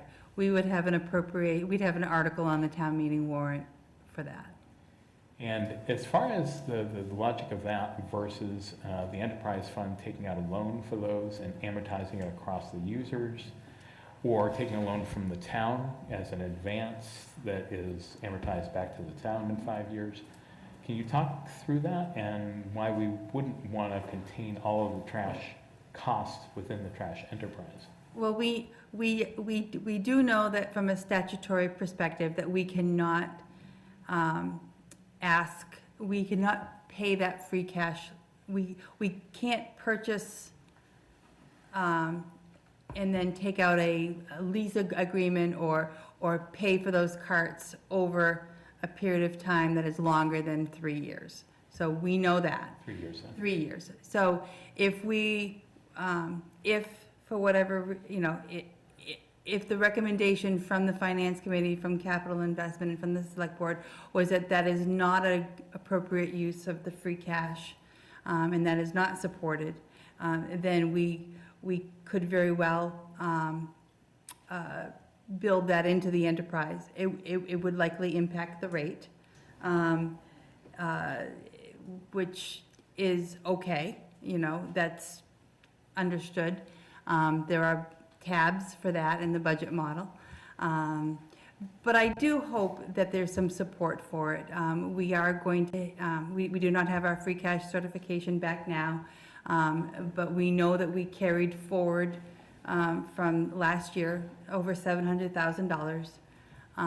So we know that we can technically afford to be able to do that. And I do think it speaks well to the town's acknowledgement that residents voted and approved a $725,000 override last year for trash. And now we're asking them in 5 months to pay $30 a month to keep that service going. So can it be done? Absolutely. We can absorb that cost and pass that on to residents over the period of the 5 years. Or 3 years, or whatever the time frame is that we feel is appropriate. I would just say, speaking to that, I would like to see an estimate, if possible, of rolling that into a 5-year, just before we even present it to people. I'd hate to promise people we might take it out of free cash and then not do that. I will recirculate that, the budget document that had the. So basically, instead of 30 a month, it might be 32 a month, or like what, so Yeah. very small numbers, but that would mean that we get to keep our free cash, correct? Well, yes, we would be able to use that free cash for other purposes, whatever that happened to be. Last question, I promise. No, you're fine. The governing board of this, I assume, would be the Board of Selectmen as it is for the sewer enterprise? Well, they set the fees for the town. But the enterprise has to have some reporting structure. I assume the select board would be the commissioners of the sewer enterprise, the trash enterprise? When we set the fund up and itemize that policy out, there would be the board will have to adopt a policy for the enterprise, for trash collection. It will be included in that policy document. Okay. And we've been looking at models from other towns of how other communities put this together, and, we'll present several drafts that the board can choose from. Okay, thank you. Where would SWAT end up? The SWAT team? It's still the revered committee that they are today. Their role, I don't think would change. I think they would still remain advisory, because these contracts will still have to be negotiated every several years. This doesn't eliminate the procurement responsibility of the town, that the town still has to make sure that it's seeking the best possible pricing, the most responsible contract that we can. So I think, They'd stay like that. yeah, I think their role would continue, and they've been very active in helping put together the behind-the-scenes details of how other communities are managing this, and have been really very helpful. All right, anything else? All right. And we are not taking any votes, so we can just, if you'd like to close your meeting? Well, we will postpone and recontinue in another meeting room downstairs, if anybody wants to see. Thank you. No, we just don't care. All right, I'm going to jump to the police department staffing increase proposal. And thank you so much for coming and waiting, and I did send out a note saying that you might want to come a little bit later because this was going to take a little while, but. Riveting. Bond counsel and general counsel. You should come to all of our meetings. That's in November. All right, so I just want to say thank you to the select board for putting me on the agenda today. As you know, I'm coming to you looking for authorization to add one full-time police officer to our department. Our department currently has 12 sworn personnel. That's not including the chief. The chief would make 13.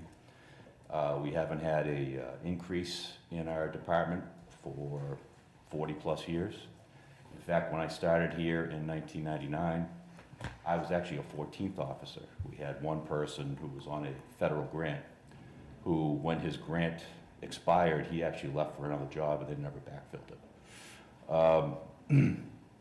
This proposal is not requesting any additional money from the board for salaries. We're looking to absorb it from a reduce in overtime from our current budget. The problems we're having right now is we're having a lot of officers forced into work. We have, as you know, 2 people out IOD. We have younger officers who are either starting families or adding to their families and taking family leave. And a lot of those shifts, we try to keep at least 2 officers on a shift. A lot of those shifts need to be filled, and if nobody takes it, an officer gets forced. I looked at the numbers just for this fiscal year so far, and we've already had 21 shifts filled by force. Of that, 20 of them were for the either the 3 to 11 or the 11 to 7 shifts. So our plan would be, if we do get approval for this, is to hire an officer and put them on what we're going to call a swing shift, which would be a 7 p.m. to 3 a.m. shift, which would partially cover 2 of the most difficult shifts to fill. We're confident that we can, with the reduction in overtime from having that officer, that we will be able to absorb it in our current budget. Okay.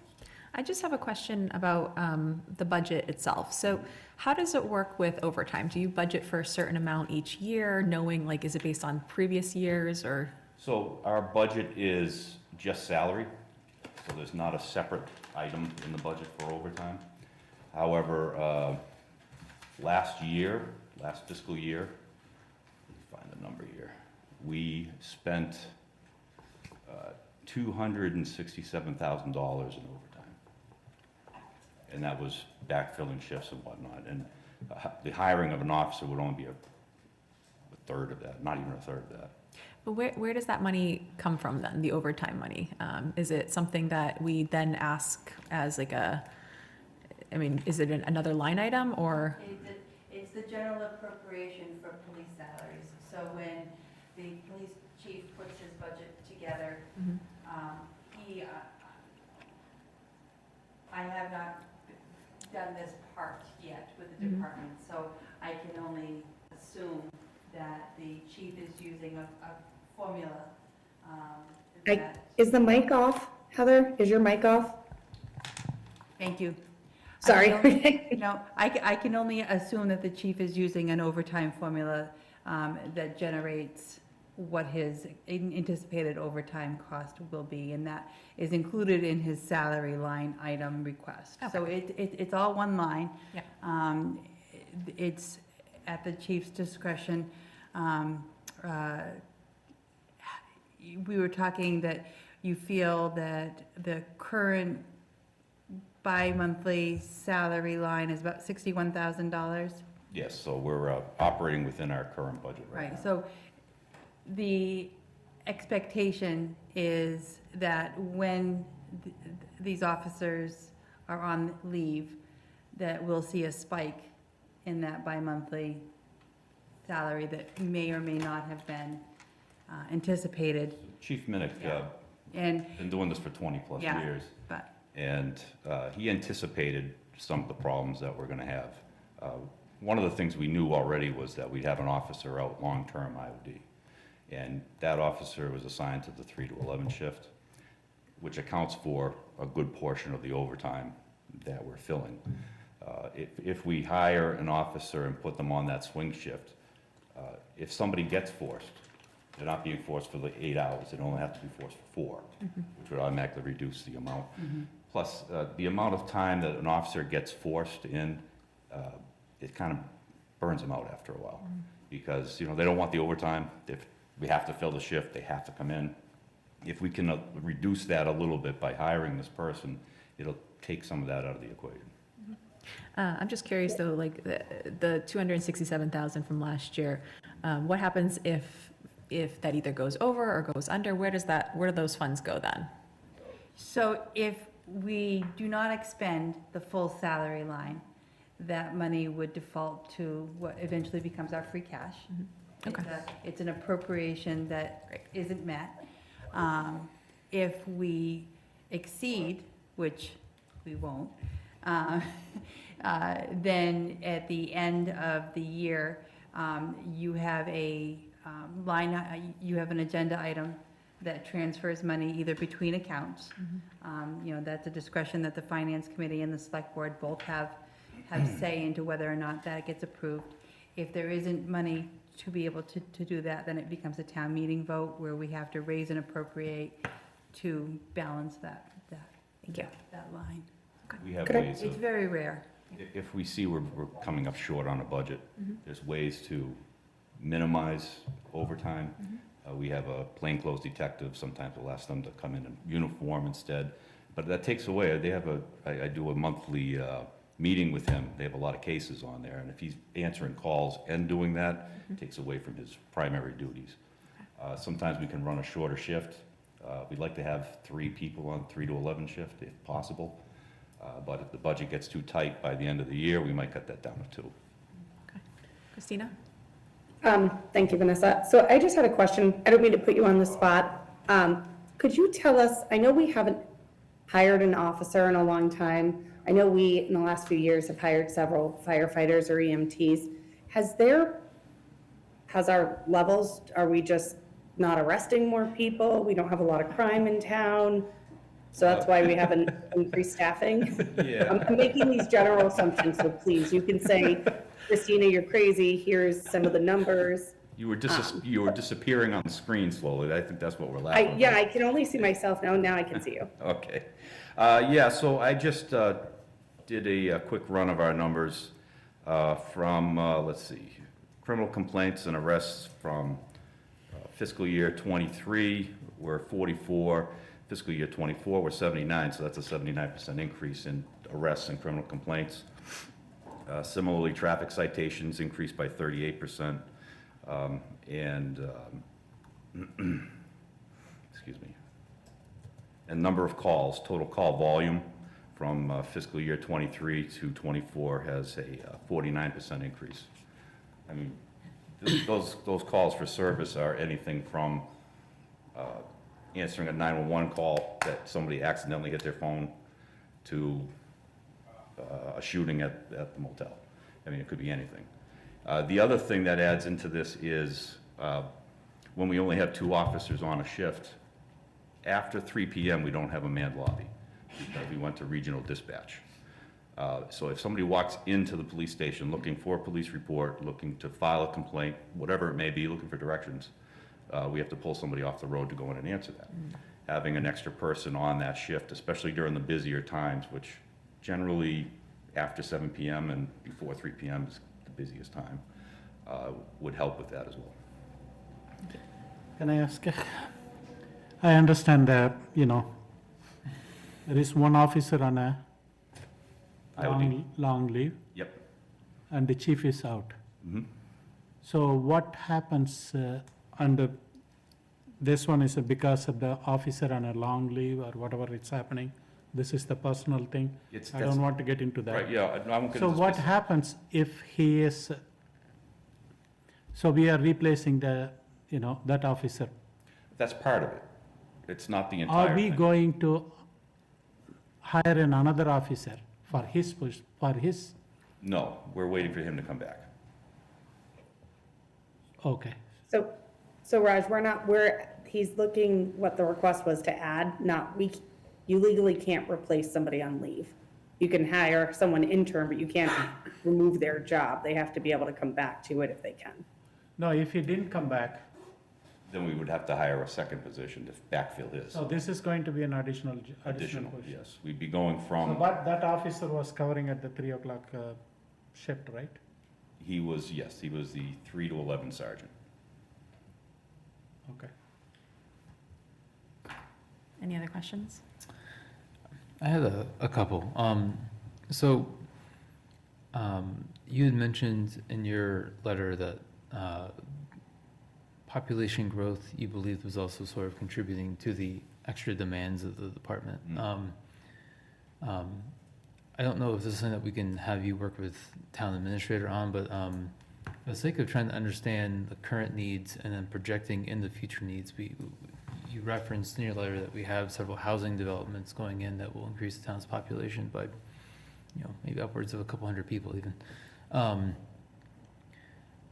I would love to see some type of charts that show over time, your call volume versus town population, because, I want to be sensitive to the needs of the police department, absolutely, and if we see that just as the town grows, you all are needing to go back up to your prior numbers that you once upon a time had, that 13 to 14 range.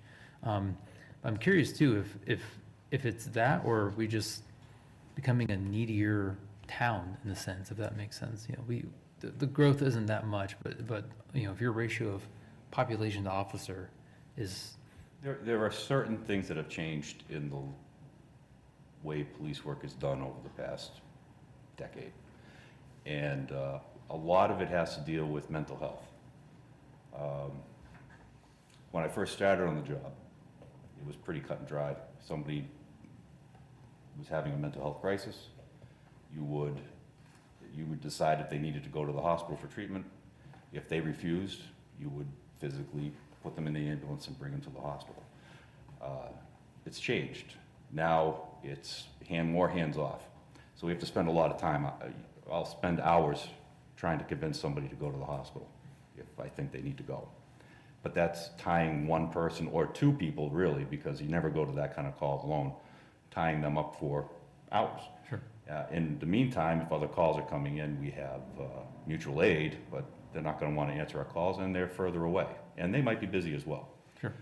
Second thing is, and it's a minor thing, but every day, is these phones, the people accidentally hit the 911 on their phone. I've done it. I was at a concert in Worcester, and Worcester PD is calling me up going, "You dialed 911. I'm like, "Oh, sorry." And I would, not to over-exaggerate, but maybe 3 or 4 a day. And we have to go and check out those calls, make sure it's not a real call. You know, it's just, it's not a major inconvenience, but it is time-consuming. All those things add Something up, that we have certainly. to do, yeah. Okay, thank you for that, that's helpful. My other question was around the, so you said, so if I could have some history on this, because I'm curious. We went to a regionalization effort for the dispatchers, but you said now that's creating, with your normal shifts, that seems to be creating a problem in your people workflow, if you will. So is there a different role besides an officer that would be more fitting to have, make sure that the police station is always manned, per se? I don't use that term, but there's someone physically always occupying the station? Or has that role always been a police officer anyway? Well, in the past, before we went regional, we had dispatch in our station. So when somebody came to the station, they would have a person there to speak with. But they weren't an officer? They were not an officer, they were Okay. just a dispatcher. And then the dispatcher would decide, you know, if it's just directions, the dispatcher would give them directions. But if they needed to speak to an officer directly, they would call us in and we would answer the call. But a lot of times it's just people picking up their firearms permits or looking for copies of accident reports or any number of things where we don't need to be there for that. Sure. And the dispatcher would handle that. Now, without having the lobby banned, So, those calls all fall on us. I see. And so would it help at all with your flow of work if there was someone that was more clerical in nature that was brought in for part-time or something, as opposed to trying to have your officers constantly kind of go back and forth? It wouldn't solve any of the problems with overtime or adding manpower or whatnot, but it's a possibility. We've never really looked into it. I mean, we've thought about trying to get interns from colleges and whatnot. The problem is they're going to have access to sensitive information, so they need to be vetted properly. And then you're going to want to make sure they represent the town and the department well. Sure. And then it's so sporadic that I couldn't tell you. You're going to have somebody working 3 p.m. till 7 a.m. Monday through Friday, and then weekends all day, and then holidays all day. So dispatchers were there 24 hours a day back when we had dispatchers. That makes sense. That covered it. Now, we just don't have that. And I guess for my last thing on that is, if for some of these items that people are walking into the police station for, as you point out, permits or copies of accident reports, have you all considered trying to put in any type of like a request form, so that way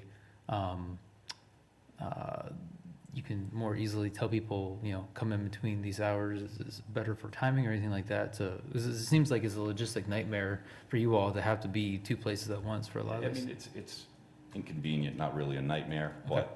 but the problem is there's so many different reasons why people come into the lobby that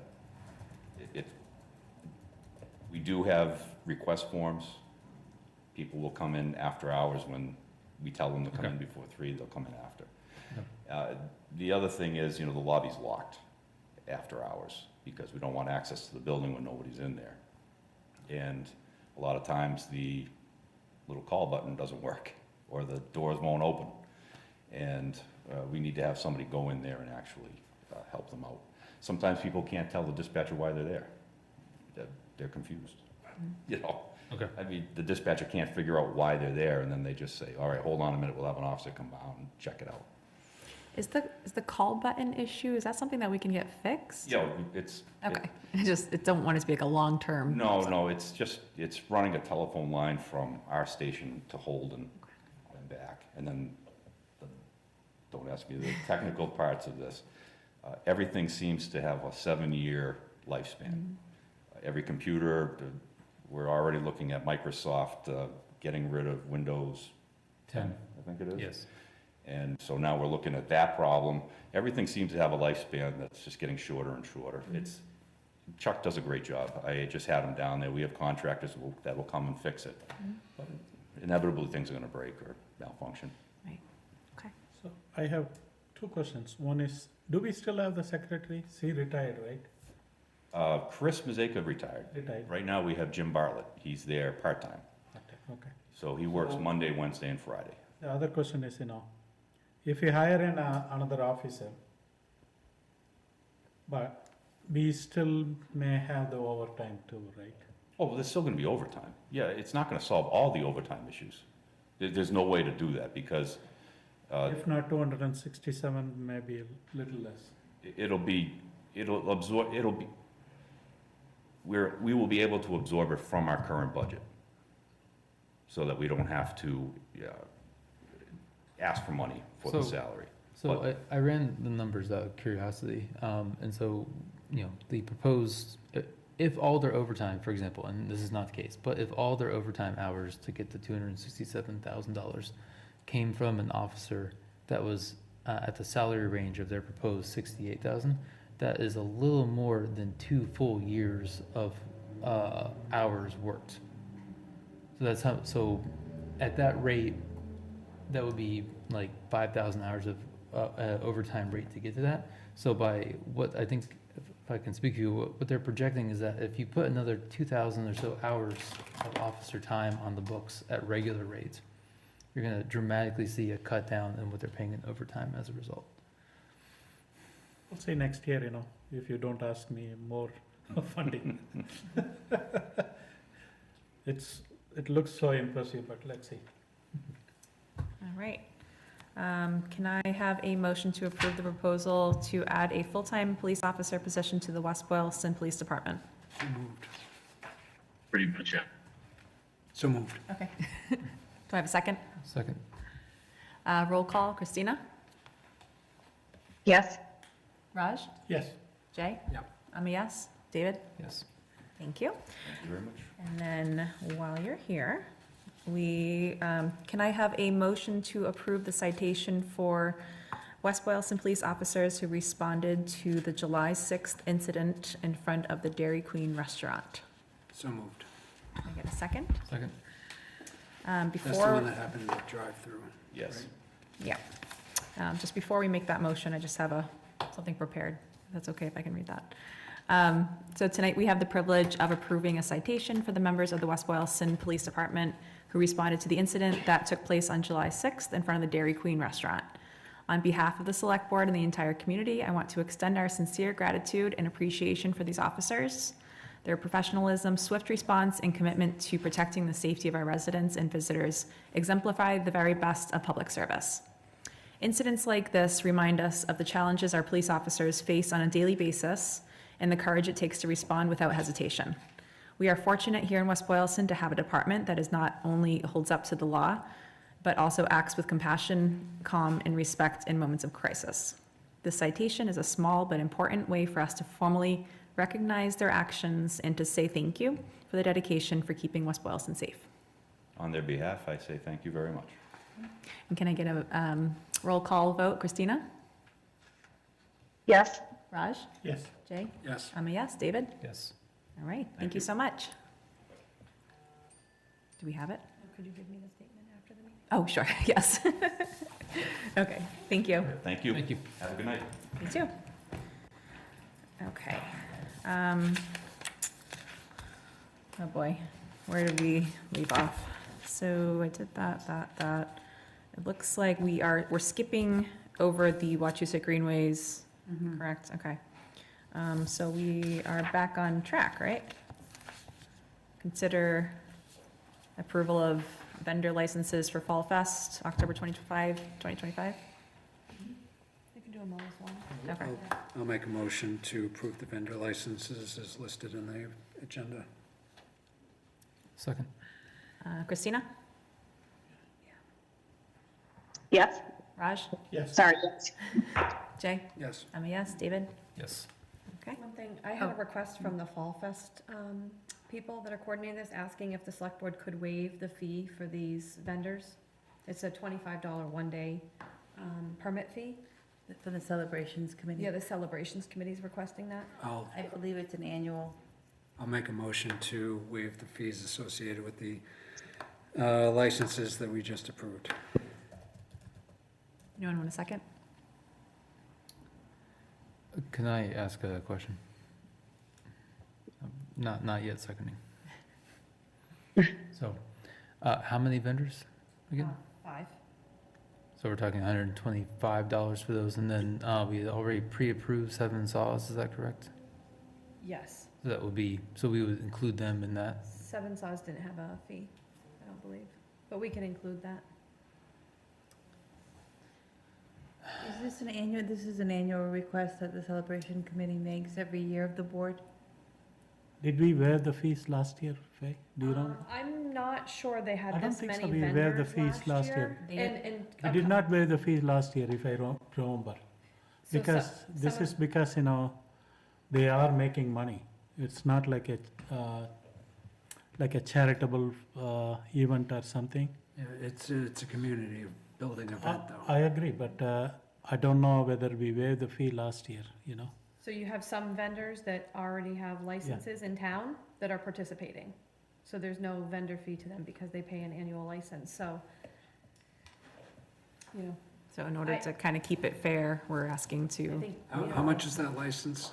$25. It is a small money, but at the same time, just for the, someone is paying money, someone is not paying money, right? The folks that already have a license, that have it all year.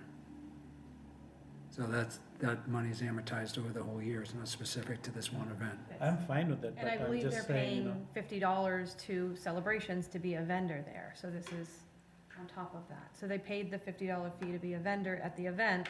This is a license that was required by the select board to be a one-day vendor in town. I see. So it's fees on top of fees for them. I would vote to waive the $25 fee. so that's a second? Yep. Okay. Christina? Yes. Raj? yes for me. Yes. I'm a yes. And David? Yes. Okay. Policies F2, capital planning policy. So this was the policy that I took a first shot at, and afterwards I gave it to the Finance Committee to take a look at. Ray had some questions that I asked Heather ahead of time if she could kind of answer, and I do believe that all the questions were answered.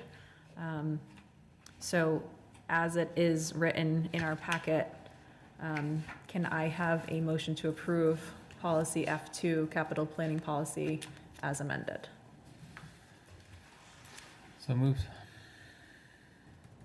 Second. Any discussion? All right. Christine, is she here? Nope. All right. All in favor? Aye. Aye. Okay. Moving on to old business. We are now going to discuss the building inspection intermunicipal agreement. I had left for this discussion before. Are we picking this discussion back up again? Is there new information? I just wanted to report back, the board had discussed whether or not the current building commissioner would be interested in a separate agreement to be able to provide board support, as was mentioned during your public comment and was discussed at your last meeting. The current inspector is not interested in a separate agreement with the town to attend board meetings. His job description, as approved by the town of Sterling and as included in the IMA, does not require that. He feels his explanation to me is that he is more than happy to meet with, email correspond, talk on the phone with board members who have questions or concerns about either decisions that he makes or direction that they should take, and feels that being at the meeting is not something that he's willing to do at this time, even for an additional cost or an additional price. So that is that update. I was going to report that David Femia had come into the office and we had a good discussion, but he gave you the same discussion. Actually, they got a little shorter version. So there are concerns, and that's understandable. And I guess my ask of the board is whether you feel it's appropriate that I let Sterling know and the other town that is involved in this IMA that we're looking at options for FY27, or is that premature at this point? There's a 90-day termination clause in the IMA? I don't think it's premature. I believe that both the residents and board members have brought forward their concerns, and if this gentleman, even with additional compensation, is not interested in meeting those needs, then we probably need to look into alternative arrangements to meet those demands. I would look to a different board member for their thoughts. You know, I expressed my view, you know, but, either the zoning board or the planning board. We are the one sitting on the board meetings, and we are the one facing the attorneys and other clients or the applicants. That time, we are not getting any support from this building inspector. I never seen any building inspector this bad. One second. The building inspector. Sorry, Raj. The building Just inspector. one second, please. Go ahead. I to say that you've never seen a building inspector, I don't really want to get into the personnel portion of it. Even though he's not our employee, I'm concerned about whether or not it's appropriate to discuss his job performance. The thing is, we should look for another building inspector. Okay. To leave it like that. Thank you for understanding. I understand what your concerns are. I understand that this particular arrangement, maybe if we speak about the arrangement that is not working for us as opposed to the individual himself. Is that, can we agree that? I think, we should look for, if some other board members expressed, so for additional cost, he will be getting more money, or other subcontract, side contract. If he is not willing to do that, so what is this? What we going to, anyway. So for me, my vote is going to be the same, stay the same. We should look for a different other alternatives. I do not want current. Okay, can I ask what would happen if we vote not to approve this? Just high level, what happens? Well, we did approve it for the 9 months. Okay. So we're covered for the term of the FY26 agreement. Okay. So. Which already had an evergreen clause. Which already had an evergreen clause. I see. So at this point, we would be acknowledging, we can do so informally. I can notify Sterling that the board is going to be looking at options, so long as we have I notify them formally with a 90-day termination. And that will increase the cost for the two remaining towns, should they want to stay in that arrangement. Now, because you mentioned that there's another town that was looking to also share resources, maybe they don't care, but it also may motivate them to speak to this position and its role within other towns, if they know that their costs are potentially going to go up, because we're going to look into a different arrangement as well. So I think being candid with them early on to say, hey, this role as it is written today does not meet all the needs that our town requires. And that as a result, we're going to start exploring other options.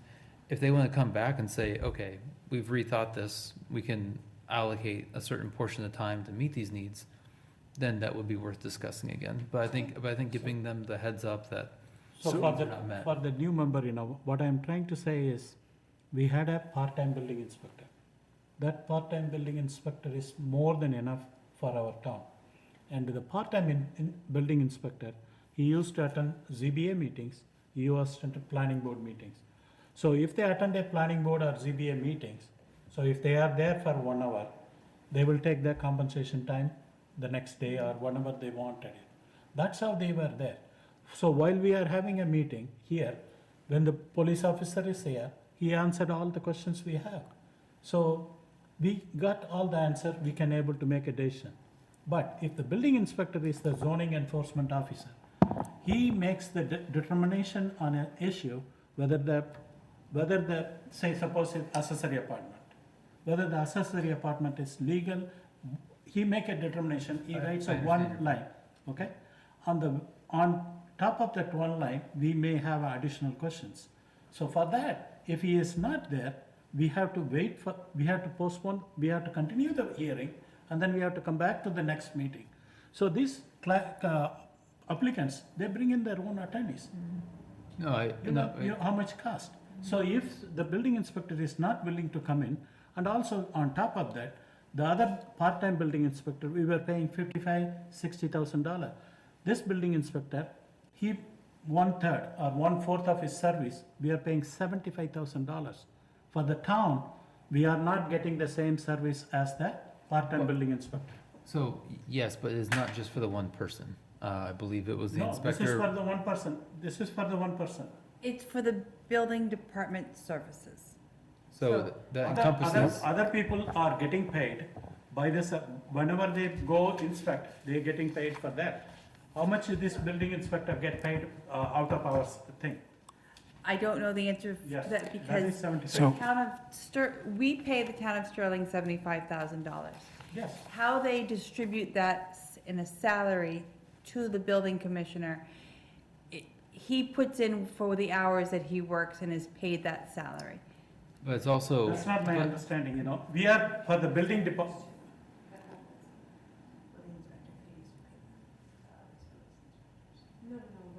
Oh, the locals. Yeah, we have So- local building so inspectors as part of that. The two local inspectors are paid out of that 75,000 as well. That- So that's my the point. building It's- department services, So, what you're referring to, Raj, are the plumbing and the gas and the electric inspectors. Those individuals are paid on an inspection rate policy. So if somebody takes out an electric permit for $35, that $35 would go to the electrical inspector.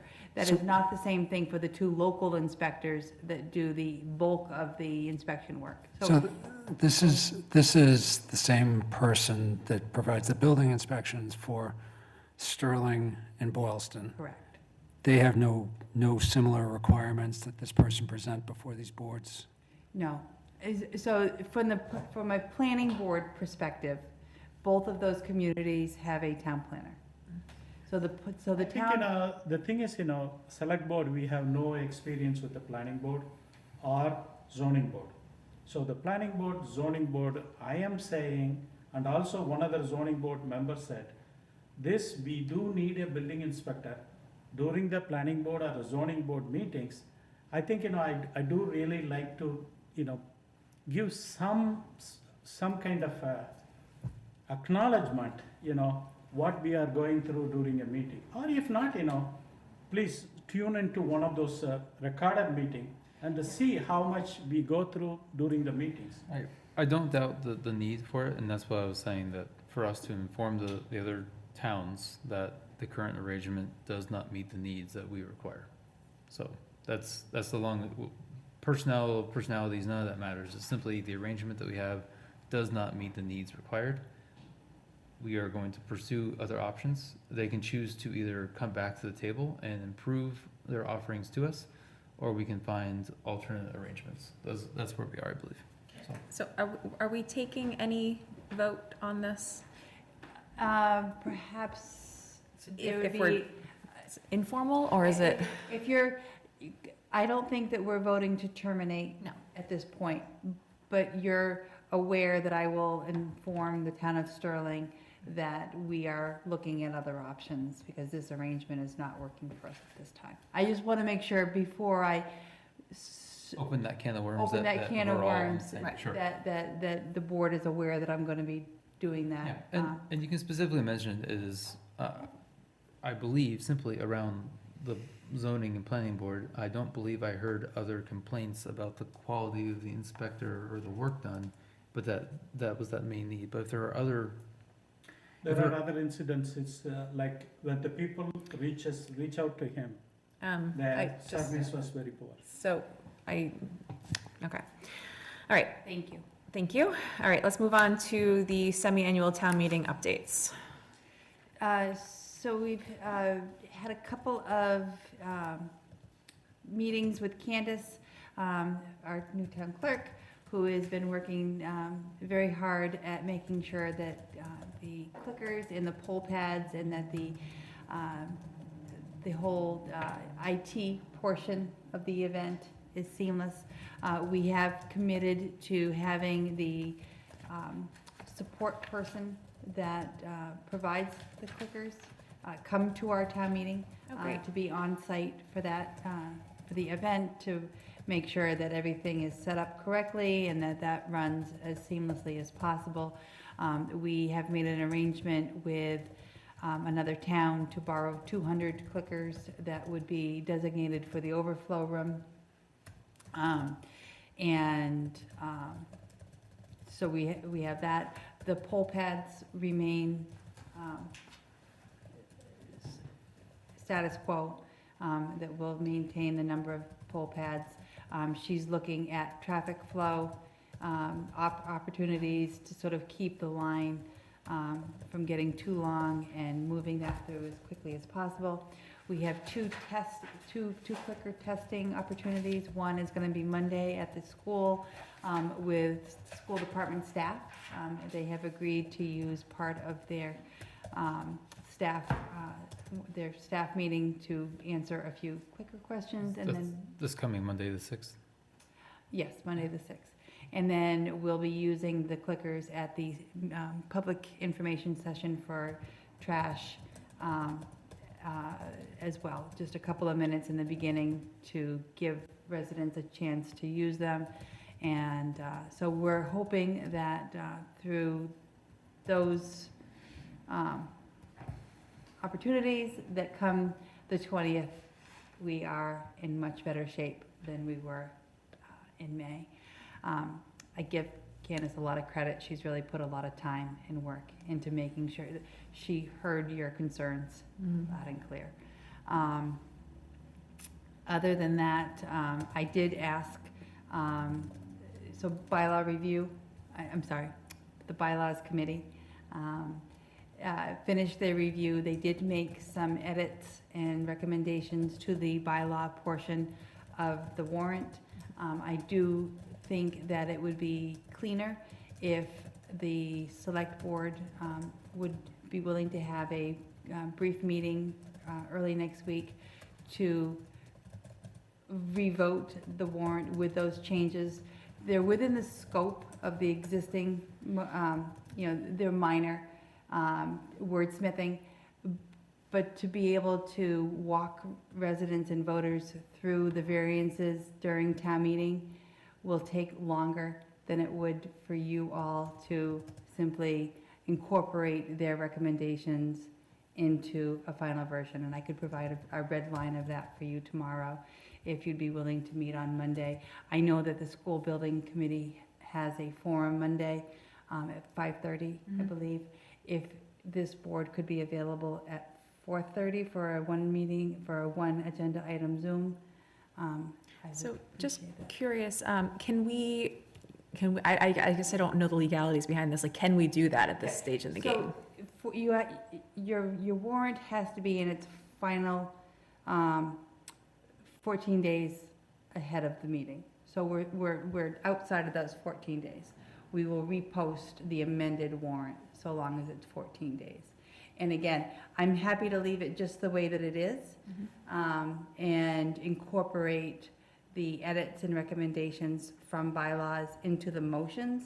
And I would certainly get town council's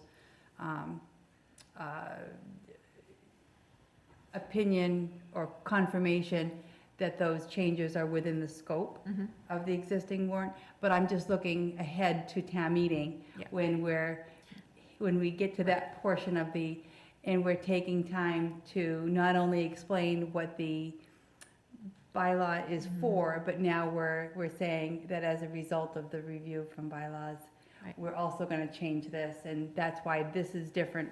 This is why the motion is different than the article, and it just would be a cleaner document. But again, Right. happy to do it either way. Yeah, just curious though, like, are we able to do this because it's within the scope, or are we able to, if we wanted to, add another article per se? If at this point, yeah, you could reopen, I would suggest that if you're adding another article, that it would be an article that has already been vetted at this late stage of the game. And I would say that article, so we have the opinion from town council that once the warrant closes, you shouldn't add one, but it is your warrant, it is your discretion. So if you wanted to add an article, you could. Historically, have we ever changed a warrant after we've posted it? I mean, besides like minor, wording, or has there ever been a situation where we've? No. I don't know. For my 10 years, we never did it. I know, I've done it in my experience, I have. Yeah. We've made amendments. So the thing is, technical thing is, you have been communicating regarding the Westland Circle. You said the warrant is closed. The warrant We is cannot add a warrant. Yeah. Now you are going to open up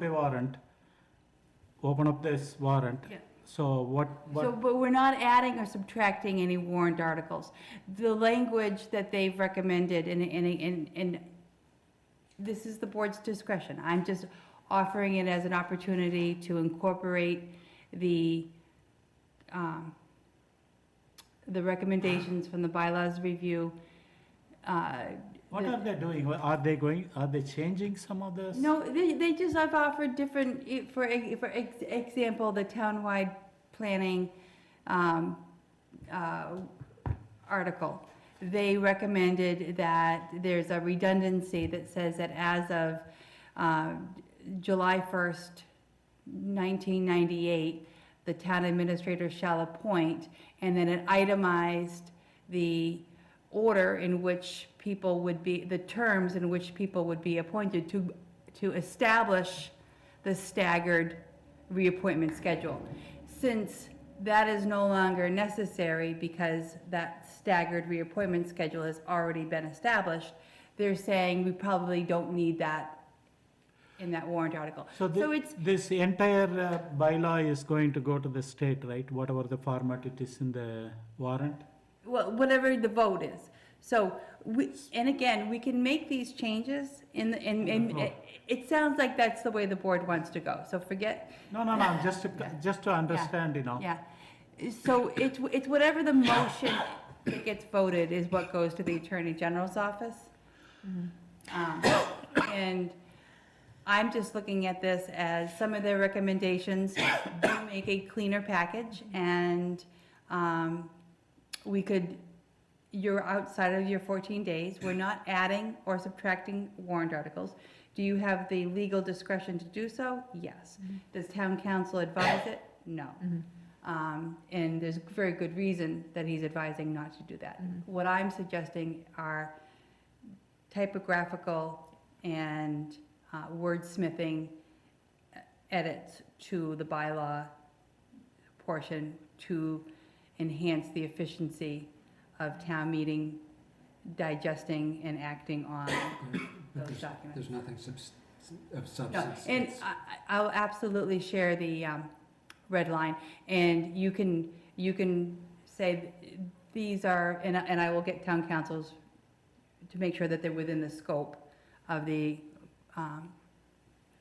warrant. But I didn't see any, but again, if we're gonna send it to to the Attorney General's office and have it adopted, and then add it to our general code. And if there is an opportunity to make sure that it's the cleanest possible format, it's worth it to me to take the extra meeting to review that I warrant. think, I totally agree with you, but there is one small problem is there, So are we opening the warrant again? You are not opening the warrant. You are That's revoting. I don't You are want to. revoting the existing warrant with amendments to the bylaws. So it is not called opening the warrant again? No, you are, That's Amending fine. the language. I don't want to get into, Okay. a little bit of a messy situation. no, I understand. But Because we have a one warrant, people Right. are keys looking at it. Right, and I think that if we were asking to add warrant articles or remove warrant articles, there is a recommendation from bylaws to have one of the bylaw amendment proposals removed. I wouldn't do that at this point. I mean, I would say thank you for your review and your recommendation, but to remove a warrant article or to add one at this point, I think would be outside of the scope of what I'm asking. well, not only that, but also the fact that, a lot of the boards, we do plan around the warrant opening and closing, and I don't think it's fair that bylaws, able to make these decisions, or, I appreciate they're looking over them and making suggestions, but maybe for future, have it be before we close the warrants. So I personally am okay with changing this one particular wording of the warrant articles, knowing that we're not adding or subtracting any of them, and I'm okay with a Monday at 4:30 meeting. How does everybody else feel about? I'll be much more comfortable if the town council is say yes. then Yep, I'm okay. fine. I'll make sure I have that opinion So tomorrow. I don't want to get into When- messy situation because of the, Yeah. I can tell you openly, because of the Westland Circle. Yeah. And again, to be very clear, this is something that can be managed within the motion. So when I bring you the motions on the 15th, I can incorporate the edits or the suggestions from bylaw review, from the bylaws committee. Again, So, yeah, the committee name we is could, defaulting. we You could do it that change way, as- but you're going to then at town meeting have to explain Why we are changing. those nuances between the motion and the article, which is fine, When could we expect the red line version? tomorrow. Perfect. I actually have it, I just, No, that's fine. I didn't want to send it out if No, we weren't. no, gonna- that's perfect. I just want to make sure we've got time to review it before walking into the meeting, and then Yep. I'm fine to. So any other town meeting updates? I think that's it. Oh, the mailer. If you could approve the mailer document, I checked the QR code. Oh, yes. I wanted to make sure that that was functioning, and it does. It brings you to the town meeting item on the website. Do you need a motion for that? Would anyone like to make a motion to accept the town meeting mailer? So moved. Would anyone like to second? If nobody seconds, this motion fails. I'll second. Okay, all in favor? Aye. Aye. Anyone opposed? Okay, Thank you. all right. Does anybody have any questions for me about town meeting? We'll have the motions for you at your next regular scheduled meeting. I should have the free cash certification by that, so we can really plug in the numbers for that. So one of the things, regular town meetings, people ask is more of handicap parking. So in front of that school, there are some parkings not marked as. We will add those spots. So that we may make sure, if DPW can put the temporary handicap parking. That's the one thing. Thank you. Okay, appointments and resignations. Acknowledgement of town administrators' appointments. We have Michael Pekar from the Open Space Implementation Committee for a term to expire June 30th, 2026. Diane Urquhart, Cultural Committee, for a term to expire June 30th, 2028. And Kareem Abdelkadar from Parks Commission for a term to expire April 30th, 2027. Motion to acknowledge the town administrator's appointments for these three. So moved. Would anyone like to second?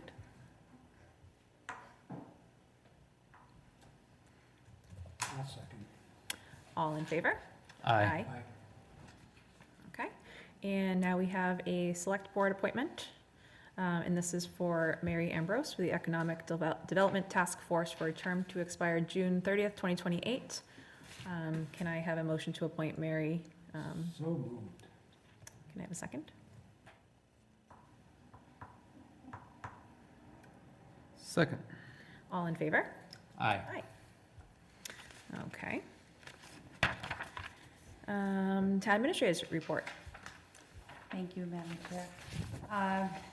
So believe it or not, I'm leading this town administrator's report off with a storm, winter storm preparation note. It's hard to believe, but our DPW director and foreman participated in a mastic patching demonstration in East Brookfield yesterday. The program was sponsored by Sealmaster Paving Products. Tom Degman, our director, has arranged for the same company to put on a demonstration in West Boylston for our crew next Tuesday. And that demonstration will include filling in some of the manholes that have been plaguing not only residents but also our plow trucks. Other DPWs from abutting communities have been invited to see the product in action as well. DPW will also attend a brine training in Uxbridge tomorrow, and that is not prepping turkeys. Brine is a product that it could be placed with the straight road salt for the pre-treatment during winter storm events, and if applied correctly, improves public safety and would save us money in our winter roads budget. So I commend Public Works for attending the trainings and looking for new opportunities for better products and cost-saving measures. Veteran Services, our Veteran Service Officer attended Serving Those Who Serve, which was a veteran suicide prevention for past, present, and future conference that was hosted at Holy Cross.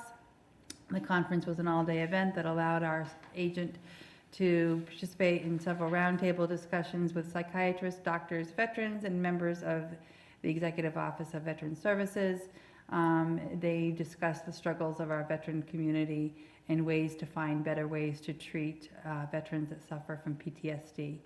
This was also a great opportunity for Jake to network with the other veteran service officers in the area and learn from their programs.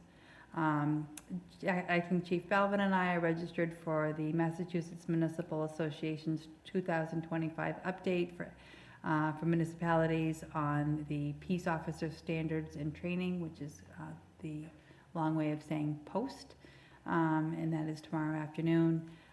Chief Sadowski and I attended the legislative breakfast for the Fire District 7, 8, and 14, hosted by the Fire Chiefs Association.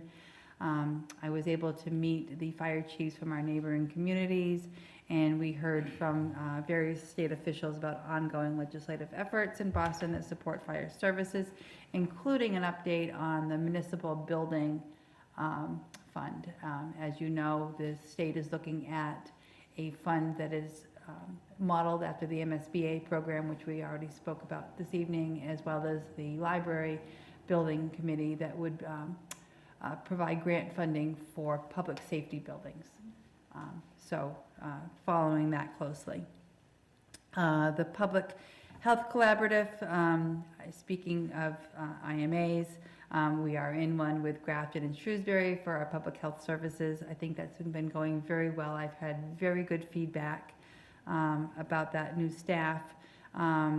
They have created a newsletter document that I've attached to your reports, and we'll be posting that on the Board of Health's webpage as it's so that residents can see what's happening with that organization. Our second all boards meeting is scheduled for October 14th. The meeting time was scheduled for the 6th. I have to look at how that interacts with the, there's a school building public forum that afternoon, that It's evening been also. moved to the so- time. Has it been moved to 6? Yeah, there was Okay. a football game at 7, and so we thought it'd be a good idea. And I knew in the back of my head that there was something at 6, and I couldn't remember what it was. So we'll figure the timing out for that. Okay. But that meeting's theme will be the semi-annual town meeting warrant, to make sure that our boards and committees are up to speed on that document. And then last and not least, I've submitted a grant for the Complete Streets funding round, a Tier 3, to replace the sidewalks that run in front of Major Edwards Elementary School. Great. And so optimistic. That was on our priority list. It was number 9 on the list, but it was still in the top 10. So I'm optimistic that we would see some funding opportunities for that project. When do we hear back about that? I don't, it will not be this construction season. Okay. It would be something that we would look at for the spring. Okay. Anyway, thank you very much. Okay. Meeting invitations and announcements. We have the semi-annual town meeting on October 20th, 2025 at 6 p.m. We have our semi-annual town meeting information session, which will be October 7th at 6 p.m. at the Senior Center. We have Touch a Truck, which is October 19th at 10:30 a.m. to 12 o'clock p.m. at the police station. Fall Fest will be October 25th. And the remaining 2 school building committee public forums will be October 9th at, this is actually 6 p.m. And that's, the focus is capital improvement planning for current school buildings. And then October 14th at 7 p.m. at Major Edwards, the walkthrough, project overview, and feasibility vote information. Do we have any future agenda items or select board reports? I'll start with Raj. No, I don't. Jay? No, ma'am. David? Just some updates from the traffic subcommittee, transportation, sorry, subcommittee. So there were a couple of notes from that meeting. There were sort of dovetailing into our prior concerns with Dairy Queen. There was I guess I have the action written down as committee would like to coordinate with the select board on investigating if the dirt portion of the Dairy Queen parking lot could essentially be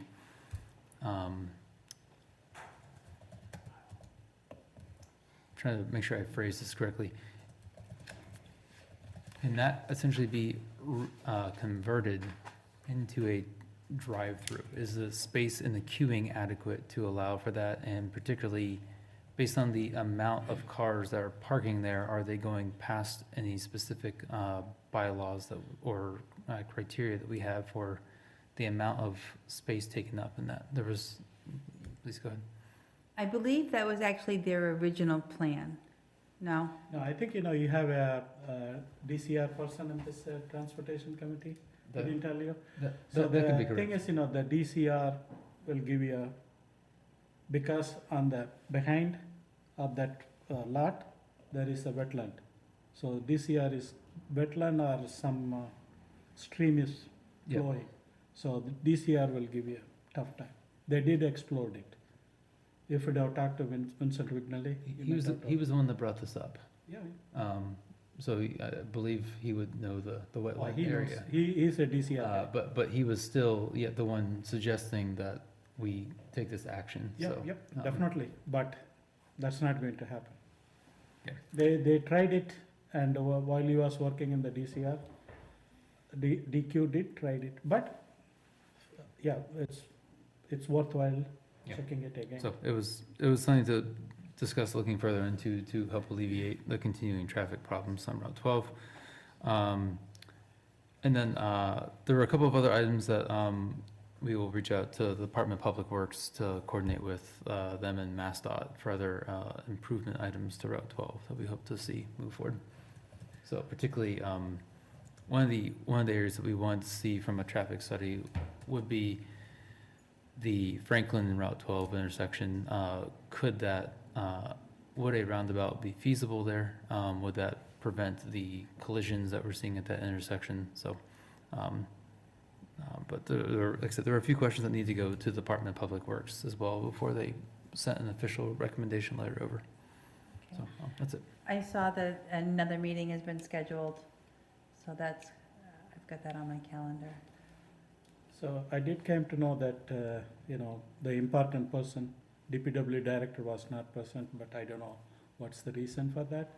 But maybe, next meeting, so if he could attend and answer the questions on the transportation committee.